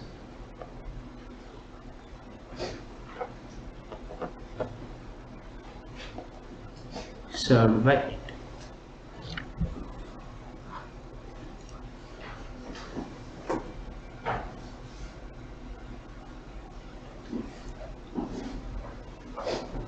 समझ में आ रहा है? लिख लिया? Yes sir. यहाँ पर फाइनली क्वेश्चंस के साथ आपका ऑडिट स्ट्रैटेजी और ऑडिट प्लान खत्म हो जाता है। अब हम शुरू करने वाले हैं ऑडिट प्रोग्राम। ऑडिट प्रोग्राम के लिए मैंने आपको एक छोटी सी कहानी सुनाई थी कि एक बंदा गया, उसने कुछ करा और सोशल मीडिया पे सारी पोस्ट वायरल कर दी, सीए फॉर्म बंद हो गई एटसेट्रा एटसेट्रा। तो फिर जन्म हुआ ऑडिट प्रोग्राम का। ऑडिट प्रोग्राम बनाया क्यों गया? ताकि हर एक चीज प्रॉपर्ली रिकॉर्ड करी जा सके। इससे क्या होगा कि हमको पता चलेगा कि हमको क्या क्या काम करना है, असिस्टेंट्स को पता चलेगा कि उनको क्या काम करना है, वो काम क्यों कर रहे हैं एटसेट्रा एटसेट्रा। उसकी रिस्पॉन्सिबिलिटी फिक्स रहेगी, प्रिंसिपल को पता चलता रहेगा कि भैया प्रोग्रेस कितनी हो चुकी है ऑडिट में। ये सारे पर्पसेस एक ऑडिट प्रोग्राम सर्व करता है। देखो जरा एक बारी पढ़ के कि ऑडिट प्रोग्राम में क्या क्या चीजें होती है। ऑडिट प्रोग्राम ये आपको याद नहीं करना, सिर्फ आपके रेफरेंस के लिए। उसमें फिक्स एसेट्स को चेक करने के लिए लिखा हुआ है कि पूछो पहले तो फिक्स एसेट रजिस्टर मेंटेन किया है कि नहीं किया, जिसमें सारी कैपिटल परचेज और डिस्पोजल आनी चाहिए। कोई भी बंदा एंट्री करता है तो वो ऑथराइज होना चाहिए, ठीक है। जनरल लेजर की टेस्टिंग कर सकते हो आप। करोगे क्या, स्टेप्स क्या परफॉर्म करोगे? एक फिक्स एसेट रजिस्टर की कॉपी लोगे और यही है आपके फर्दर ऑडिट प्रोसीजर्स जो हम जाके चेक करते हैं। बात समझ में आ रही है? यही चीजें तो हम चेक करते हैं ना। Obtain a copy of fixed register, review करोगे उसको, इंश्योर करोगे आइटम्स जो भी कैपिटलाइज करी गई हैं वो in line with the policy है। देखोगे कि कौन बंदा है ऑथराइज जो अमेंडमेंट्स कर सकता है, वेरीफाई करोगे कि क्या उसको जनरल लेजर के साथ रिकंसाइल किया जाता है कि नहीं किया जाता। फिर एग्जिस्टेंस के लिए आप पूछोगे कि लास्ट टाइम कब फिजिकली वेरीफाई करी थी, और इंक्वायर करोगे कि लास्ट टाइम कब फिजिकली वेरीफाई करी थी, और उसके सपोर्टिंग डॉक्यूमेंटेशन देख लोगे। हमने पढ़ी थी कुछ असर्शंस। असर्शंस क्या होते हैं जी? मैनेजमेंट के दावे। मैनेजमेंट हर एक आइटम के लिए कुछ कुछ दावे करती है, जैसे फिक्स एसेट के लिए मैनेजमेंट दावे करती है, अकाउंट बैलेंसेस के लिए ERCV, ई से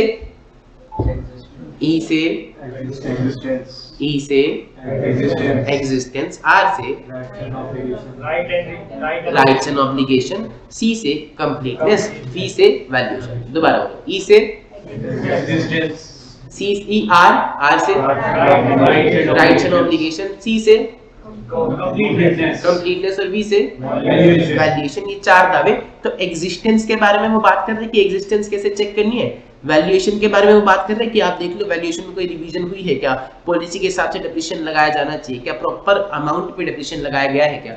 ये सारी चीजें ऑडिटर चेक करता है पूरी असर्शंस पे कंफर्ट लेने के लिए, किसी भी एक आइटम को चेक करने के लिए। ये होता है हमारा ऑडिट प्रोग्राम। अब ऑडिट प्रोग्राम बनाना जरूरी है क्या, मैंडेटरी है क्या? मैंडेटरी नहीं है, बस डिजायरेबल है। बड़ी ऑडिट के लिए बना लेना चाहिए। इसमें होता है क्या है, list of examination and series of verification steps कि हमें क्या क्या चीजें चेक करनी है, और क्लियरली रिलेशनशिप शो होता है एक स्टेप के बाद दूसरे स्टेप का, कि आपने रजिस्टर मांगा तो अब आप पॉलिसी मांगोगे डेप्रिसिएशन की, फिर आप डेप्रिसिएशन चेक करोगे, डेप्रिसिएशन का अमाउंट भी चेक करोगे, हर एक चीज आप साथ साथ में चेक कर पाते हो। सीरीज ऑफ वेरिफिकेशन प्रोसीजर्स होती है ताकि आप सफिशिएंट अप्रोप्रिएट एविडेंस ले पाओ। ये एक बहुत ही डिटेल्ड प्लान होता है जिससे कि हमारे ऑडिट के ऑब्जेक्टिव अचीव होते हैं। क्या होते हैं ऑडिट के ऑब्जेक्टिव? तसल्ली लेना और तसल्ली देना। तसल्ली लेना बोले तो टू ऑब्टेन रीजनेबल एश्योरेंस, और तसल्ली लेना देना बोले तो to report on the financial statements as required by SS। क्या हम सारी ही चीजों के, सारी कंपनीज के लिए एक प्रोग्राम बना सकते हैं? नहीं बना सकते, क्योंकि बिजनेसेस वेरी करते हैं नेचर में, साइज में, कंपोजिशन में। हर एक बिजनेस की एफिशिएंसी और ऑपरेशन अलग अलग होते हैं, इंटरनल कंट्रोल्स कितने बढ़िया है वो अलग अलग होते हैं, बहुत सारी चीजें वेरी करती है, तो हम सबके लिए एक नहीं बना सकते। एक ऑडिट प्रोग्राम बनाना जो एप्लीकेबल हो सभी बिजनेसेस के लिए is not practicable. However it becomes a necessity to specify in details the nature of work to be done so that no time will be wasted on matters not pertinent। कह रहा है audit programme के अंदर हम हर एक चीज बहुत detail में बताते हैं ताकि कोई भी टाइम, थोड़ा सा भी टाइम उन चीजों पे वेस्ट ना हो जो हमारे लिए इंपॉर्टेंट नहीं है। बात समझ में आई? फिर कह रहा है असिस्टेंट टू कीप एन, एक मिनट इसका क्वेश्चन देख लेते हैं। क्वेश्चन नंबर 20, क्वेश्चन नंबर 20 कह रहा है evolving one audit program applicable to all businesses is not practicable, explain stating clearly in detail meaning of audit program। Meaning पूछ रहा है ऑडिट प्रोग्राम का। सुनो, आपको पता चल गया कि ये क्या पूछ रहा है, सेम लाइन से, और इसमें कोमा के बाद पूछा हुआ मीनिंग भी बताना है, तो मीनिंग को मिस मत करके आ जाना क्योंकि उसका नंबर होता है। ठीक है, आपको पता चल गया कि हमको ये बताना है, ये भी बताना है, दोनों चीजें आप बता के आओगे। फर्स्ट ऑडिट प्रोग्राम एक्सप्लेन करोगे, फिर बताओगे कि एक प्रोग्राम बनाना प्रैक्टिकेबल नहीं है। ठीक है जी, लिख लो यहां पर question number 20, evolving one program is not practicable।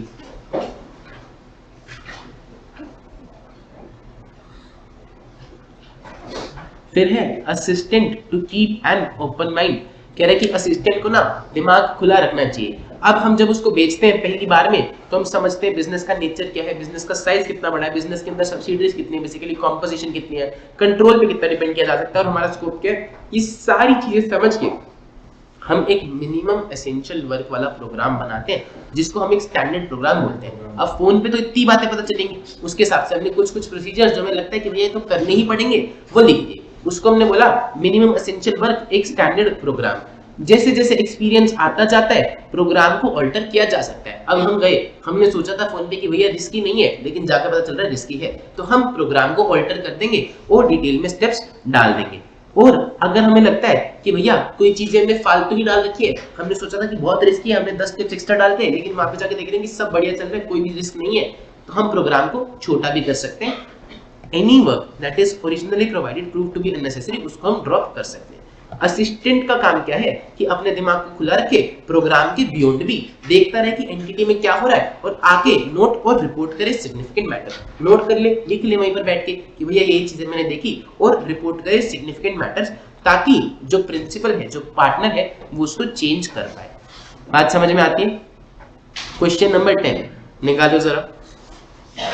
मैंने आपको क्लास में भी बताया था क्वेश्चन नंबर 10 के बारे में, दोबारा से पढ़ रहे हैं पूरा क्वेश्चन, कि एक मैसेज टीपीएन कंपनी है, फर्म ऑफ सीएस, ऑडिटर है बहुत सालों से, केएसआर लिमिटेड ने अपना बिजनेस बहुत ज्यादा नए नए एरियाज में डाइवर्सिफाई कर लिया है। सीनियर मेंबर ने एक स्टैंडर्ड ऑडिट प्रोग्राम पिछले साल का असिस्टेंट को दे दिया और उसको बोला कि सेम चीजें कर ले। असिस्टेंट ऑडिट कर रहे हैं, क्या असिस्टेंट का एटीट्यूड जस्टिफाइड है? सेम प्रोग्राम दे दिया, सेम काम कर रहे हैं, क्या असिस्टेंट को ओपन माइंड रखना चाहिए? देखो, are they required to keep an open mind, तो यहाँ से आपको पता चल जाएगा कि ओपन माइंड वाली बात कर रहा है। दूसरा, रोहित प्रैक्टिकल ट्रेनिंग कर रहा है, पार्ट ऑफ एंगेजमेंट टीम है, ऑडिट कर रहा है मैन्युफैक्चरिंग ऑफ पेंट मैन्युफैक्चर करने वाली कंपनी की। उसको एक प्रोग्राम मिला सेल्स का, उसमें बहुत सारी चीजें हैं कि सेल्स में क्या चेक करना है, इनवॉइसेस, रेट लिस्ट, डेटर के अकाउंट देखने हैं, कोरिलेशन देखना है, एटसेट्रा एटसेट्रा। वेरिफिकेशन के टाइम उसने देखा कि बहुत सारी ई वे बिल को कैंसिल करा गया है with in 24 hours of generation in the month of March. कोई स्पेसिफिक इंस्ट्रक्शन तो नहीं दी गई है ऑडिट प्रोग्राम में इस चीज के लिए। ही कीप्स मम, वो चुप रहता है, क्या उसका एटीट्यूड प्रॉपर है? नहीं है, तो आप पहले लिखोगे assistants to keep an open mind. देखो जी, question 10, lot of e way bills were cancelled within 24 hours generation, no specific instruction in audit programme. ठीक है, तो और असिस्टेंट को अपना माइंड ओपन रखना चाहिए था, नोट करना चाहिए था और रिपोर्ट करना चाहिए था, ताकि प्रोग्राम चेंज हो जाए। लिख लो इसको जरा। सर मैं ये ईवीएल वाला एक क्वेश्चन पूछना चाहूंगा पूछो कि ईवीएल अगर हमारे 24 जो वैलिडिटी कर रही है ना ईवीएल की, वो एज डिपेंड करती है आप कौन सा कन्वेंस यूज कर रहे हैं। हाँ। ठीक है, लेकिन जो कैंसिलेशन ऑफ ईवीएल होता है ना, वो 24 आवर्स के अंदर में होना चाहिए। हाँ। तो सर इससे दिक्कत क्या है? मतलब अगर 24 आवर्स के अंदर कैंसिल हो रहे हैं, तो मतलब कि इतना समझ आ रहा है कि जो सामान है ना वो पड़ा हुआ है गोडाउन में, अभी तक मूवमेंट नहीं हुई है। हाँ, तो इससे कोई दिक्कत वाली बात नहीं आ रही, मतलब कोई दिक्कत वाली बात ये है कि क्या आप रोज ऑर्गेनाइजेशन में जाकर आपका ये काम होता है कि मैं आज 10 ईमेल बनाऊंगा और 10 को कैंसिल करूंगा? क्या ये काम होता है आपका ऑर्गेनाइजेशन में? या फिर अपना काम है कि सामान बेचना? सामान बेचना काम है। लेकिन जब ऐसी कोई एक्टिविटी आप नोटिस कर रहे हो, हम ये नहीं कह रहे कि फ्रॉड हुआ है, हम कह रहे हैं कि यहाँ पर गलती होने के चांसेस है, कि कुछ तो अलग हो रहा है जिसका अंदेशा हमें मिल रहा है। इसी का नाम है रिस्क असेसमेंट प्रोसीजर। उसने ऑब्जर्व किया कि भैया बहुत सारे ईमेल बन रहे हैं और कैंसिल हो रहे हैं, क्यों? हो सकता है कि यहाँ पे रिस्क हो, तो हम as an auditor further procedures को इंक्रीज कर देंगे और पता लगाएंगे कि एक्चुअल में चीजें सही है कि यहाँ पर कोई रिस्क है, गलती है। लीडिंग एक्टिविटी नजर आ रही है यहाँ कुछ ना कुछ, मतलब कि विदिन 24 आवर्स में जनरेट हुए फिर रिमूव कर दिए गए। हाँ, कि ऐसा क्यों हो रहा है वो अब जानना चाहता है। अच्छा, हमने कहा था प्रोफेशनल स्केप्टिसिज्म। क्या होता है professional scepticism? Attitude of questioning mind. तो वो क्वेश्चन करना चाहिए उसको कि ऐसा क्यों हो रहा है। बीइंग अलर्ट रहना चाहिए कि भैया और दोबारा से तो नहीं कर रहे। And critical assessment of audit evidence. अब जब वो ईवे बिल्स के एविडेंसेस लेगा, वो मांगेगा कि कौन से ईवे बिल जनरेट किए थे और कैंसिल किए थे, अब उसका वो क्रिटिकल असेसमेंट करेगा। ठीक है जी। कुछ मिसलीडिंग चल रहा है, तो इस वजह से उसका ध्यान रखना। हाँ, मिसलीडिंग नहीं, अनयूजुअल चल। लिख लिया ये? इसमें थोड़ा सा और वो भी लिख लो। He keeps mum.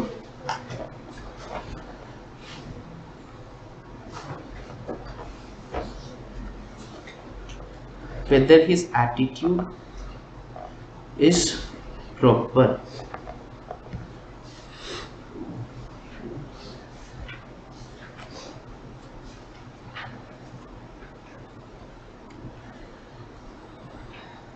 बढ़े आगे। फिर हमने बोला कि क्या आपको पीरियोडिक रिव्यू करना चाहिए। कह रहा आपको पीरियोडिक रिव्यू करना चाहिए, तभी आपका प्रोग्राम एडिक्वेट रहेगा, तभी आप रिक्विजिट नॉलेज ले पाओगे और एविडेंस ले पाओगे ट्रांजैक्शंस के बारे में। अगर आप पीरियोडिक रिव्यू नहीं करते तो आपको बहुत सारी चीजें पता ही नहीं चलेगी, क्लाइंट की बिजनेस पॉलिसी कोई चेंज हुआ वो पता नहीं चलेगा, और फिर आप ऑडिट कर लोगे पुराने ऑब्सोलीट प्रोग्राम के बेसिस पे, और आपका पूरा ऑडिट नेग्लिजेंटली कंडक्टेड माना जाएगा। ठीक है, फिर वो कह रहे हैं कि यूटिलिटी प्रोग्राम की तभी रहेगी जब आप प्रोग्राम को, क्लाइंट के ऑपरेशन को, इंटरनल कंट्रोल को पीरियोडिक रिव्यू करते रहोगे। प्रोग्राम में खाली इंस्ट्रक्शंस ही नहीं होती, उसमें खाली टास्क ही नहीं होते, उसमें इंस्ट्रक्शंस भी होती है। एक्सटेंट ऑफ चेकिंग कितना करना है, कितने सैंपल्स चेक करने हैं, सैम्पलिंग प्लान क्या रहने वाले, इस तरह की चीजें भी होती हैं। तो जब तक प्रोग्राम को ऑफिशियली चेंज नहीं किया जाता, जो भी बंदा करने गया है ऑडिट, वो same to same unfailingly carry out the detailed work according to the instructions given. फिर उसको करना क्या चाहिए, इससे एलिमेंट ऑफ रिजिडिटी नहीं आता, क्योंकि अगर पीरियोडिक रिव्यू करते रहेंगे, वो नोट एंड नोट करता रहेगा, तो प्रोग्राम ऑल्टर होता रहेगा। बात समझ में आती है? कोई और दिक्कत परेशानी? देखो जी, क्वेश्चन नंबर 22।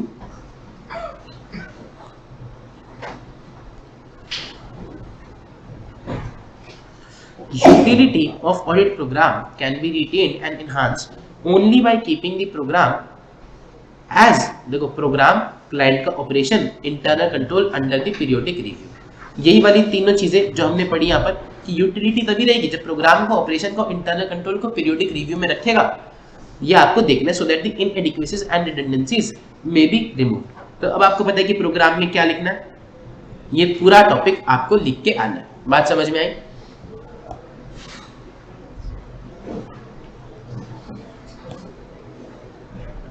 फिर है कंस्ट्रक्टिंग एन ऑडिट प्रोग्राम। कह रहे हैं कि ऑडिट प्रोग्राम, ऑडिट प्लानिंग कब से शुरू हो जाती है? पिछले साल की ऑडिट खत्म हुई और इस साल की ऑडिट शुरू हुई, तब से हम प्लानिंग शुरू कर देते हैं, और पिछले वाले प्रोग्राम को हम इस साल देखते रहते हैं कि क्या उसमें मॉडिफिकेशंस की जरूरत है। क्या मॉडिफिकेशन कब कब जरूरत पड़ेगी?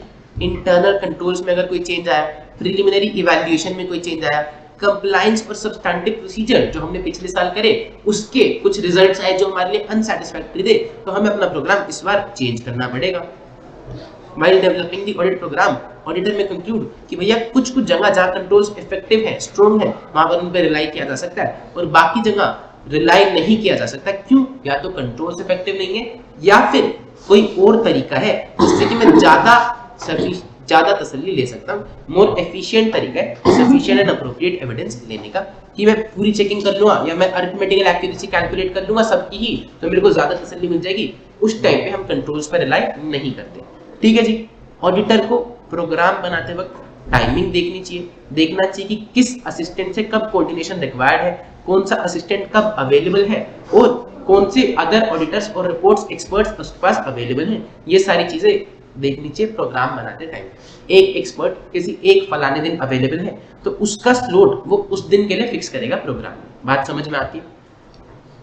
कह रहे यूं तो ऑडिटर के पास बहुत फ्लेक्सिबिलिटी होती है कि कौन सा प्रोसीजर कब परफॉर्म करना है, लेकिन कभी कभी उसके पास टाइमिंग को लेकर डिस्क्रिप्शन नहीं होती, जैसे कि इन्वेंटरी काउंट करते टाइम या फिर कैश बैलेंस काउंट करते टाइम। ये बात हमें पता है। Question number constructing and audit program, इस पे आपके पास कोई क्वेश्चन नहीं है। फिर वो कह रहा है कि प्रोग्राम बनाते वक्त आपको कुछ चीजों का ध्यान रखना है। पहला, स्कोप के अंदर रहे, रिटर्न प्रोग्राम बनाए, मेंटल प्लान से हम भूल जाएंगे। आइडेंटिफाई करें ऑडिटर की क्या बेस्ट एविडेंस होने वाला है, जैसे कैश को अगर उसको वेरीफाई करना है तो वो काउंट करके देख ले, सिर्फ वो प्रोसीजर्स लगाए जो उसको लगता है कि यूजफुल रहेंगे। इन्वेंटरी के केस में फिजिकल वेरिफिकेशन ज्यादा यूजफुल रहेगा और परचेज सेल की कैलकुलेशन कम यूजफुल रहेगी, तो सिर्फ वो प्रोसीजर्स लगाए जो उसको लगता है यूजफुल रहेंगे। हर एक एरिया के ऑब्जेक्टिव्स इंक्लूड करें और उसमें इंस्ट्रक्शंस डालें ताकि पता चले असिस्टेंट को कि कैसे कैसे काम करना है। जितनी भी एरर की पॉसिबिलिटीज हो सकती है उनको कंसीडर करें, कोऑर्डिनेट करें प्रोसीजर्स जो भी उसको अप्लाई करने असिस्टेंट्स के अलग अलग। एक बंदा डेटा निकालने वाला इसको इसके साथ चाहिए या एक्सपर्ट इसको इसके साथ चाहिए, तो ये सारी चीजें प्रोग्राम के टाइम पे कंसीडर करी जाएगी। बात समझ में आ रही है? बात समझ में आ रही है? Question number 18।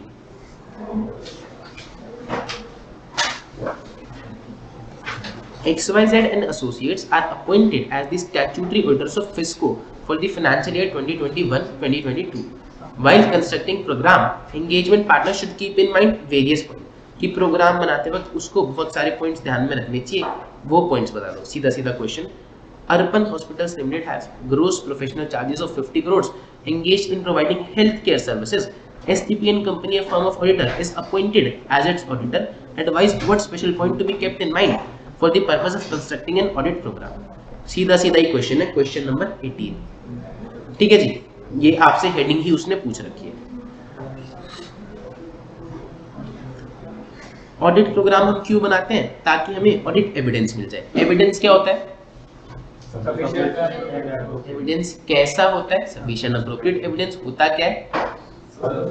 जिसके बेसिस पे हम कंक्लूजन देते हैं। Information used by the auditor in arriving at the conclusion. उसमें दोनों ही तरह की चीजें आती हैं, चाहे वो फाइनेंशियल स्टेटमेंट वाली हो, चाहे वो अदर इंफॉर्मेशन हो। एग्जांपल देना अदर इंफॉर्मेशन का। हमने ये चेक कर लिया कि उनका परचेज करने का तरीका क्या है? नहीं, जैसे बैलेंस शीट के डिस्क्लोजर देख लीजिए, मिनट्स ऑफ मीटिंग देख लिए, एक्सटर्नल कंफर्मेशन ले ली, तो ये चीजें फाइनेंशियल स्टेटमेंट्स में नहीं आती, लेकिन ये हमारे लिए ऑडिट एविडेंस है। Evidence is the very basis of formulation of opinion. एक ऑडिट प्रोग्राम को डिजाइन किया जाता है ताकि अच्छे से अच्छी टेक्निक्स उसमें बता दी जाए, जिससे कि बेस्ट एविडेंस हमें मिल सके और हम एक्यूरेसी का पता लगा सके। बात समझ में आती है? उसका यही काम होता है जब वो प्रोग्राम बना रहा है कि भैया कौन सी टेक्निक से मेरे को बेस्ट एविडेंस मिलेगा। ट्रांजैक्शन वेरी कर सकती है नेचर में, इंपैक्ट में, और कौन सा प्रोसीजर लगाना है ये उसकी नॉलेज और एक्सपीरियंस पे डिपेंड करता है। कौन सा एविडेंस लेना है ये वो डिटरमाइन करेगा कि कौन सा उसके लिए बेस्ट एविडेंस है। ये बहुत सारी तरह के ऑडिट एविडेंसेस हो सकते हैं, डॉक्यूमेंट्री, फिजिकल, है ना। मैनेजमेंट से आपने एक्सप्लेनेशन ले ली, थर्ड पार्टी से एक्सटर्नल कंफर्मेशन ले ली, अरिथमेटिकल कैलकुलेशन करके देख ली, इंटरनल कंट्रोल्स कैसे हैं, दो डेटा के बीच में रिलेशनशिप की, सेल्स बढ़ रही है तो नंबर ऑफ एम्प्लॉइज बढ़ने चाहिए, सेल्स बढ़ रही है तो वेयरहाउस का एरिया बढ़ना चाहिए, सेल्स बढ़ रही है तो कॉस्ट ऑफ गुड्स सोल्ड बढ़ने चाहिए, मिनट्स आप देख सकते हो, सब्सिडरी का रिकॉर्ड्स देख सकते हो, और क्या एक्शन लिया गया पिछली बार जो आप गलतियां बताए गए थे उस पे क्या क्लाइंट ने क्या एक्शन लिया, ये सारी चीजें आपके लिए एज एन एविडेंस काम करती है। अब कोई सा एविडेंस ऑडिटर को ज्यादा कंफर्ट देता है, कोई सा कम कंफर्ट देता है, तो ऑडिटर को एक अप्रोप्रिएट वेट रखना है ईच एविडेंस पे कि इस एविडेंस से मुझे ज्यादा कंफर्ट मिलेगा, उससे कम मिलेगा, और उसी प्रायोरिटी में उसको वेरीफाई करना है।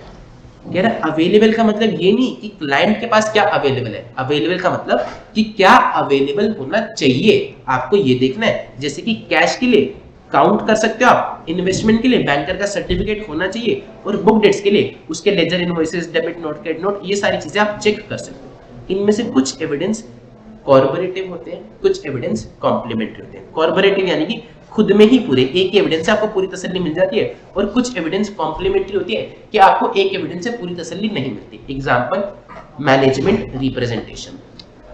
आपने मैनेजमेंट से लिखवा के ले दिया कि मैनेजमेंट लिख के दो कि सारे कैरेक्टर्स पूरे हैं, तो क्या इस एविडेंस के बेस पे आप आगे बढ़ सकते हो? आपके पास सिर्फ मैनेजमेंट का लिखा हुआ रिप्रेजेंटेशन है, नहीं बढ़ सकते, आपको और एविडेंसेस लेने पड़ेंगे। ठीक है जी। फिर वो कह रहे हैं कई बार हम बैलेंस कंफर्मेशन प्रोसीजर्स भी करते हैं, एक्सटर्नल कंफर्मेशन ले लेते हैं ताकि हमें ज्यादा तसल्ली मिल जाए। फिर है advantages and disadvantages of an audit program. मैंने कुछ लिखवाया था कल, ये मिट कैसे गया? चलो, क्या लिखवाया था जरा बताओ। कि एक बंदा था, वो बहाने मारता था। क्या क्या बहाने मारता था? कि आज क्या काम करना है भूल गया। तो अब एडवांटेजेस क्या है कि उसको क्लियर सेट ऑफ इंस्ट्रक्शंस मिल जाएंगी। फिर सर काम तो याद था लेकिन क्यों करना था समझ नहीं आया, तो उसको एक टोटल पर्सपेक्टिव मिल जाएगा। सर मेरे को तो निकालना ही नहीं आता डेटा, तो हम पहले से ही सिलेक्ट करके भेजेंगे कि इस असिस्टेंट को डेटा निकालना आता है, सिलेक्शन ऑफ असिस्टेंट हमारे लिए इजी हो जाएगा। हम उसको लिखा के भेज रहे हैं क्योंकि अगर वो मेंटल प्लान करेगा तो कुछ ना कुछ इग्नोर कर देगा, कुछ ना कुछ ओवरलुक कर देगा। ठीक है जी। अब वो किसी और पे नाम डालता था कि सर ये काम मैंने किया, ये काम में गलती निकली तो मैंने तो किया ही नहीं होगा। तो अब क्योंकि उसका सिग्नेचर है तो उसको रिस्पॉन्सिबिलिटी एक्सेप्ट करनी पड़ेगी, प्लस हम जो काम किसने किया है ट्रेस बैक कर पाएंगे। काम कैसे चल रहा है? बस चल रहा है। ऑडिट कितनी हो गई? बस हो गई, चल रही है। तो इस तरह का जवाब ना मिले, अब प्रोग्राम में सिग्नेचर का कॉलम होता है तो प्रिंसिपल प्रोग्रेस को कंट्रोल कर पाएगा। It serves as a guide for audit की अगले साल जो ऑडिट करनी है उसमें से बहुत सारे स्टेप्स तो यही चेक करने होंगे, उसके लिए एज अ गाइड काम करता है। And a properly drawn up audit program serves as an evidence in event of change और negligence being brought out against the auditor. कि कोई चार्ज या कोई नेग्लिजेंस का केस ऑडिटर के ऊपर किसी ने लगा दिया, तो उसमें आप अपना प्रोग्राम दिखा के बता सकते हो कि हमने सारे स्टेप्स फॉलो किए हैं और कोई भी दिक्कत नहीं है। बात समझ में आई? It may be of considerable value in establishing that he exercised reasonable skill and care that was expected out of a professional auditor। और कुछ डिसएडवांटेजेस भी हैं। कह रहा है कि वो प्रूव करना चाहेगा ना कि मैंने पूरी स्किल एक्सरसाइज करी थी, तो उसके लिए ये प्रोग्राम बहुत वैल्यूएबल साबित होगा उस टाइम पे। अब क्योंकि इतने सारे फायदे हैं तो कुछ नुकसान भी है कि पहला काम जो है मैकेनिकल लग सकता है कि जैसा जैसा लिखा है बस मेरे को वैसा वैसा करना है, रोबोट की तरह काम करते रहो। रिजिड लग सकता है, इनफ्लेक्सिबल लग सकता है कि बस जो चीजें बोली गई हैं वही चीजें मेरे को करनी है, सेट ग्रूव्स को फॉलो करना है। बिजनेस कई बार ऑपरेशन चेंज कर लेता है लेकिन स्टिल ऑडिट प्रोग्राम पुराने वाले लोग काम कर रहे होते हैं, तो उनको ध्यान रखना चाहिए। स्टाफ चेंज हो गया तो आपको प्रोग्राम में नेसेसरी चेंजेस कर देने चाहिए। इनएफिशिएंट असिस्टेंट ढाल की तरह यूज कर सकते हैं कि प्रोग्राम में तो लिखा ही नहीं था तो मैंने काम किया ही नहीं। और एफिशिएंट एंटरप्राइजिंग असिस्टेंट का इनिशिएटिव किल हो सकता है कि ये भी करना चाहते थे लेकिन प्रोग्राम में नहीं लिखा, एक्स्ट्रा टेस्टिंग करना चाहते थे लेकिन प्रोग्राम में नहीं लिखा, तो हम तो कुछ और कर ही नहीं सकते। ये सारी डिसएडवांटेज है। फिर वो बोलते हैं कि डिसएडवांटेजेस सारी की सारी एलिमिनेट करी जा सकती है बाय इमेजिनेटिव सुपरविजन, कि हम उनकी बात सुने और उसके हिसाब से प्रोग्राम को चेंज करें।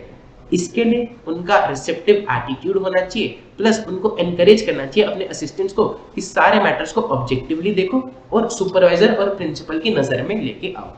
बात समझ में आती है? कोई भी दिक्कत परेशानी? Question number 3 and question number 16 कर लेते हैं एक बारी पहले।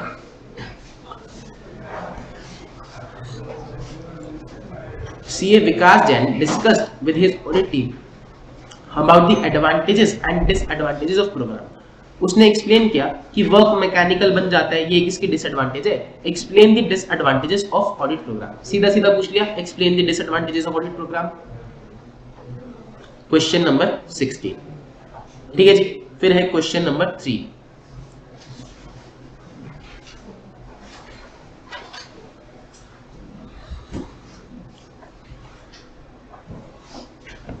Purported advantages of an audit program may be overcome। जो ऊपर बताई गई एडवांटेजेस हैं, उन डिसएडवांटेजेस हैं, उनको ओवरकम किया जा सकता है। क्या आप अग्री करते हो? तो इसमें बता रखा है कि इन डिसएडवांटेजेस को एलिमिनेट किया जा सकता है। Purported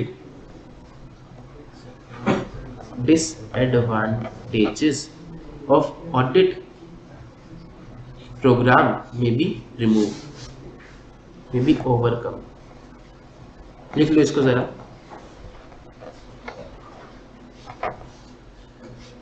question number 3, purported disadvantages of an audit program may be removed, overcome।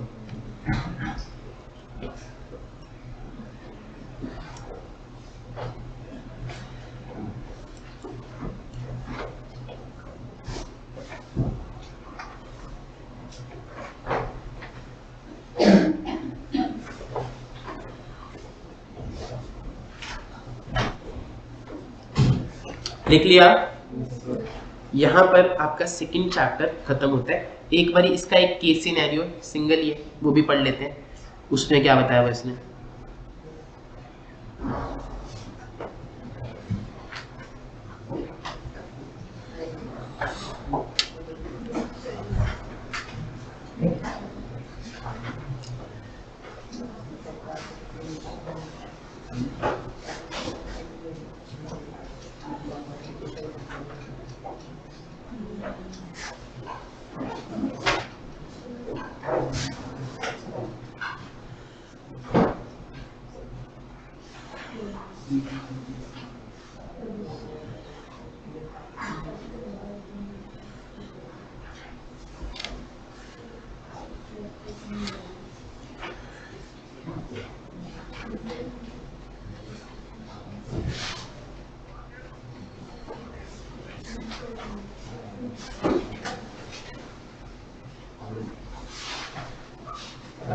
एक बारी वैसे ही क्वेश्चन पढ़ के देखते हैं, फिर हम केस स्टडी पे आ जाएंगे। ठीक है जी। Auditor is fact checking about the promoter KMP. She is also considering the competence of staff to perform engagement। कि क्लाइंट के प्रमोटर्स, क्लाइंट के केएमपी कैसे हैं उनके बारे में डिटेल निकाली है, हम कॉम्पिटेंट इनफ है कि नहीं हमारी टीम उसके बारे में डिटेल निकाली। तो वो क्या कर रही है, क्या कर रही है, प्रिलिमिनरी एंगेजमेंट एक्टिविटीज। इसमें हम क्या क्या चीजें करते हैं, इंटीग्रिटी क्लाइंट की, कॉम्पिटेंस और कंप्लायंस हमारा, ये सारी चीजें हम चेक करते हैं। तो वो यहाँ पर प्रिलिमिनरी एंगेजमेंट एक्टिविटीज कर रही है। Consideration of number and location of branches, requirement of financial reporting framework, expected type of completion are relevant factors for which of the following, कि कितनी ज्यादा ब्रांचेस हैं, कहाँ कहाँ उनकी लोकेशन है, एफआरएफ कौन सा है, टाइम कब कंप्लीट करनी है, ये चीजें कहाँ डिसाइड करते हैं, स्ट्रैटेजी में, क्योंकि इससे क्या डिसाइड होगा, रिसोर्सेज कितने भेजने हैं, ठीक है, स्कोप डिसाइड होगा, टाइमिंग डिसाइड होगा। तो टाइमिंग, स्कोप, डायरेक्शन, ये सारी चीजें स्ट्रैटेजी में हम देखते हैं। Taking into account description of planned inquiry and visit, which of the following is true. पढ़ना एक बारी जरा।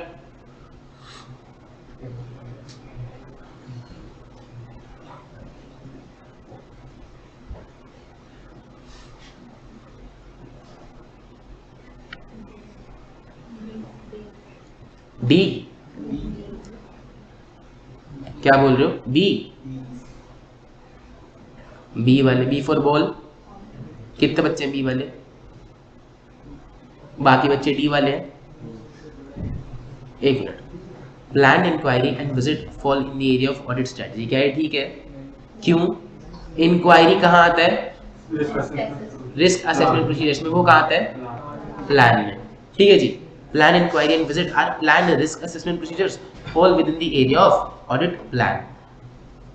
इसको हटा दो, प्रोग्राम में भी नहीं आता, तो बी पॉइंट हमारा सही हो गया। What is detailed set of instructions given to assistants in engagement team known as, assistant को हम क्या देते हैं, detailed set of instruction, program, ठीक है जी। लास्ट वाला क्वेश्चन जहां तक आपको केस स्टडी समझ के, केस स्टडी पढ़ के समझ में आएगा, एक बार पढ़ लेते हैं। Kaur and Associates, a sole proprietor firm of Jaspreet Kaur, is offered appointment as an auditor of a company engaged in manufacturing of automobile components for the first time। वो फैक्ट चेक करिए integrity of promoters की, manager personal matters such as competence of staff to perform the engagement, ये भी वो देख रही है कि स्टाफ कॉम्पिटेंट है कि नहीं। एंगेजमेंट सबसी अपॉइंटमेंट उसने एक्सेप्ट कर ली। She is also taking into account number and location of branches, basically अब स्ट्रैटेजी बना रही है। एक्सपेक्टेड टाइम जब तक वो कंप्लीट करना चाहिए, इनिशियली उसको लगा it is proper to inquire की employees of the company in procurement and marketing department and planning for the same. She also plan to visit 3 plants of the company, उसने 3 plant को plan करा है visit करने का। The purpose of plan inquiry, ताकि वो risk of material misstatement identify कर सके। A detailed set of instruction has been prepared by her office as it has been handed over to assistant. Audit program उन्होंने बना के दे दिया। These set of instruction include detail extent of checking, nature of procedures, उसमें सब कुछ लिखा हुआ है कि आपको क्या क्या चीजें चेक करनी है प्रोग्राम में, जैसा कि लिखा होता है। During the course of execution of above set of instructions, it has been brought to our notice that companies also producing substantial qualities of scrap generating during manufacturing। However, ऐसी कोई भी इंस्ट्रक्शन टीम को नहीं दी गई है। ऐसा कुछ पढ़ा लग रहा है क्या कि बहुत सारी चीजें, बहुत सारा स्क्रैप जनरेट कर रही है और प्रोग्राम में कोई भी इंस्ट्रक्शन नहीं है। तो अब हम क्या करेंगे, आर्टिकल्स को, असिस्टेंट्स को क्या करना चाहिए, नोट करना चाहिए, इंक्वायरी करना चाहिए, ओपन माइंड रखना चाहिए, नोट करना चाहिए, रिपोर्ट करना चाहिए। The issue of generation of scrap has been overlooked in detail set of instructions given to engagement team. क्या प्रॉपर कोर्स ऑफ एक्शन होना चाहिए, क्या उसको इग्नोर कर देना चाहिए, नहीं, उसको मॉडिफाई कर देना चाहिए, क्या उसको लीव कर देना चाहिए कि भैया एंगेजमेंट टीम खुद देख लेगी, नहीं, और मैनेजमेंट की कोर्ट में बोल डाल देनी चाहिए कि भैया ये तो आपने हमें पूरी इंफॉर्मेशन दी ही नहीं थी, ऐसा भी नहीं, उसको अपना प्रोग्राम मॉडिफाई करना पड़ेगा। बात समझ में आती है? एक मिनट रुक जाओ, चैप्टर कंप्लीट हो गया, याद कर लोगे अब इसको, कोई ना दिक्कत परेशानी, पन्ने पलट के देखना है तो देख लो एक बारी।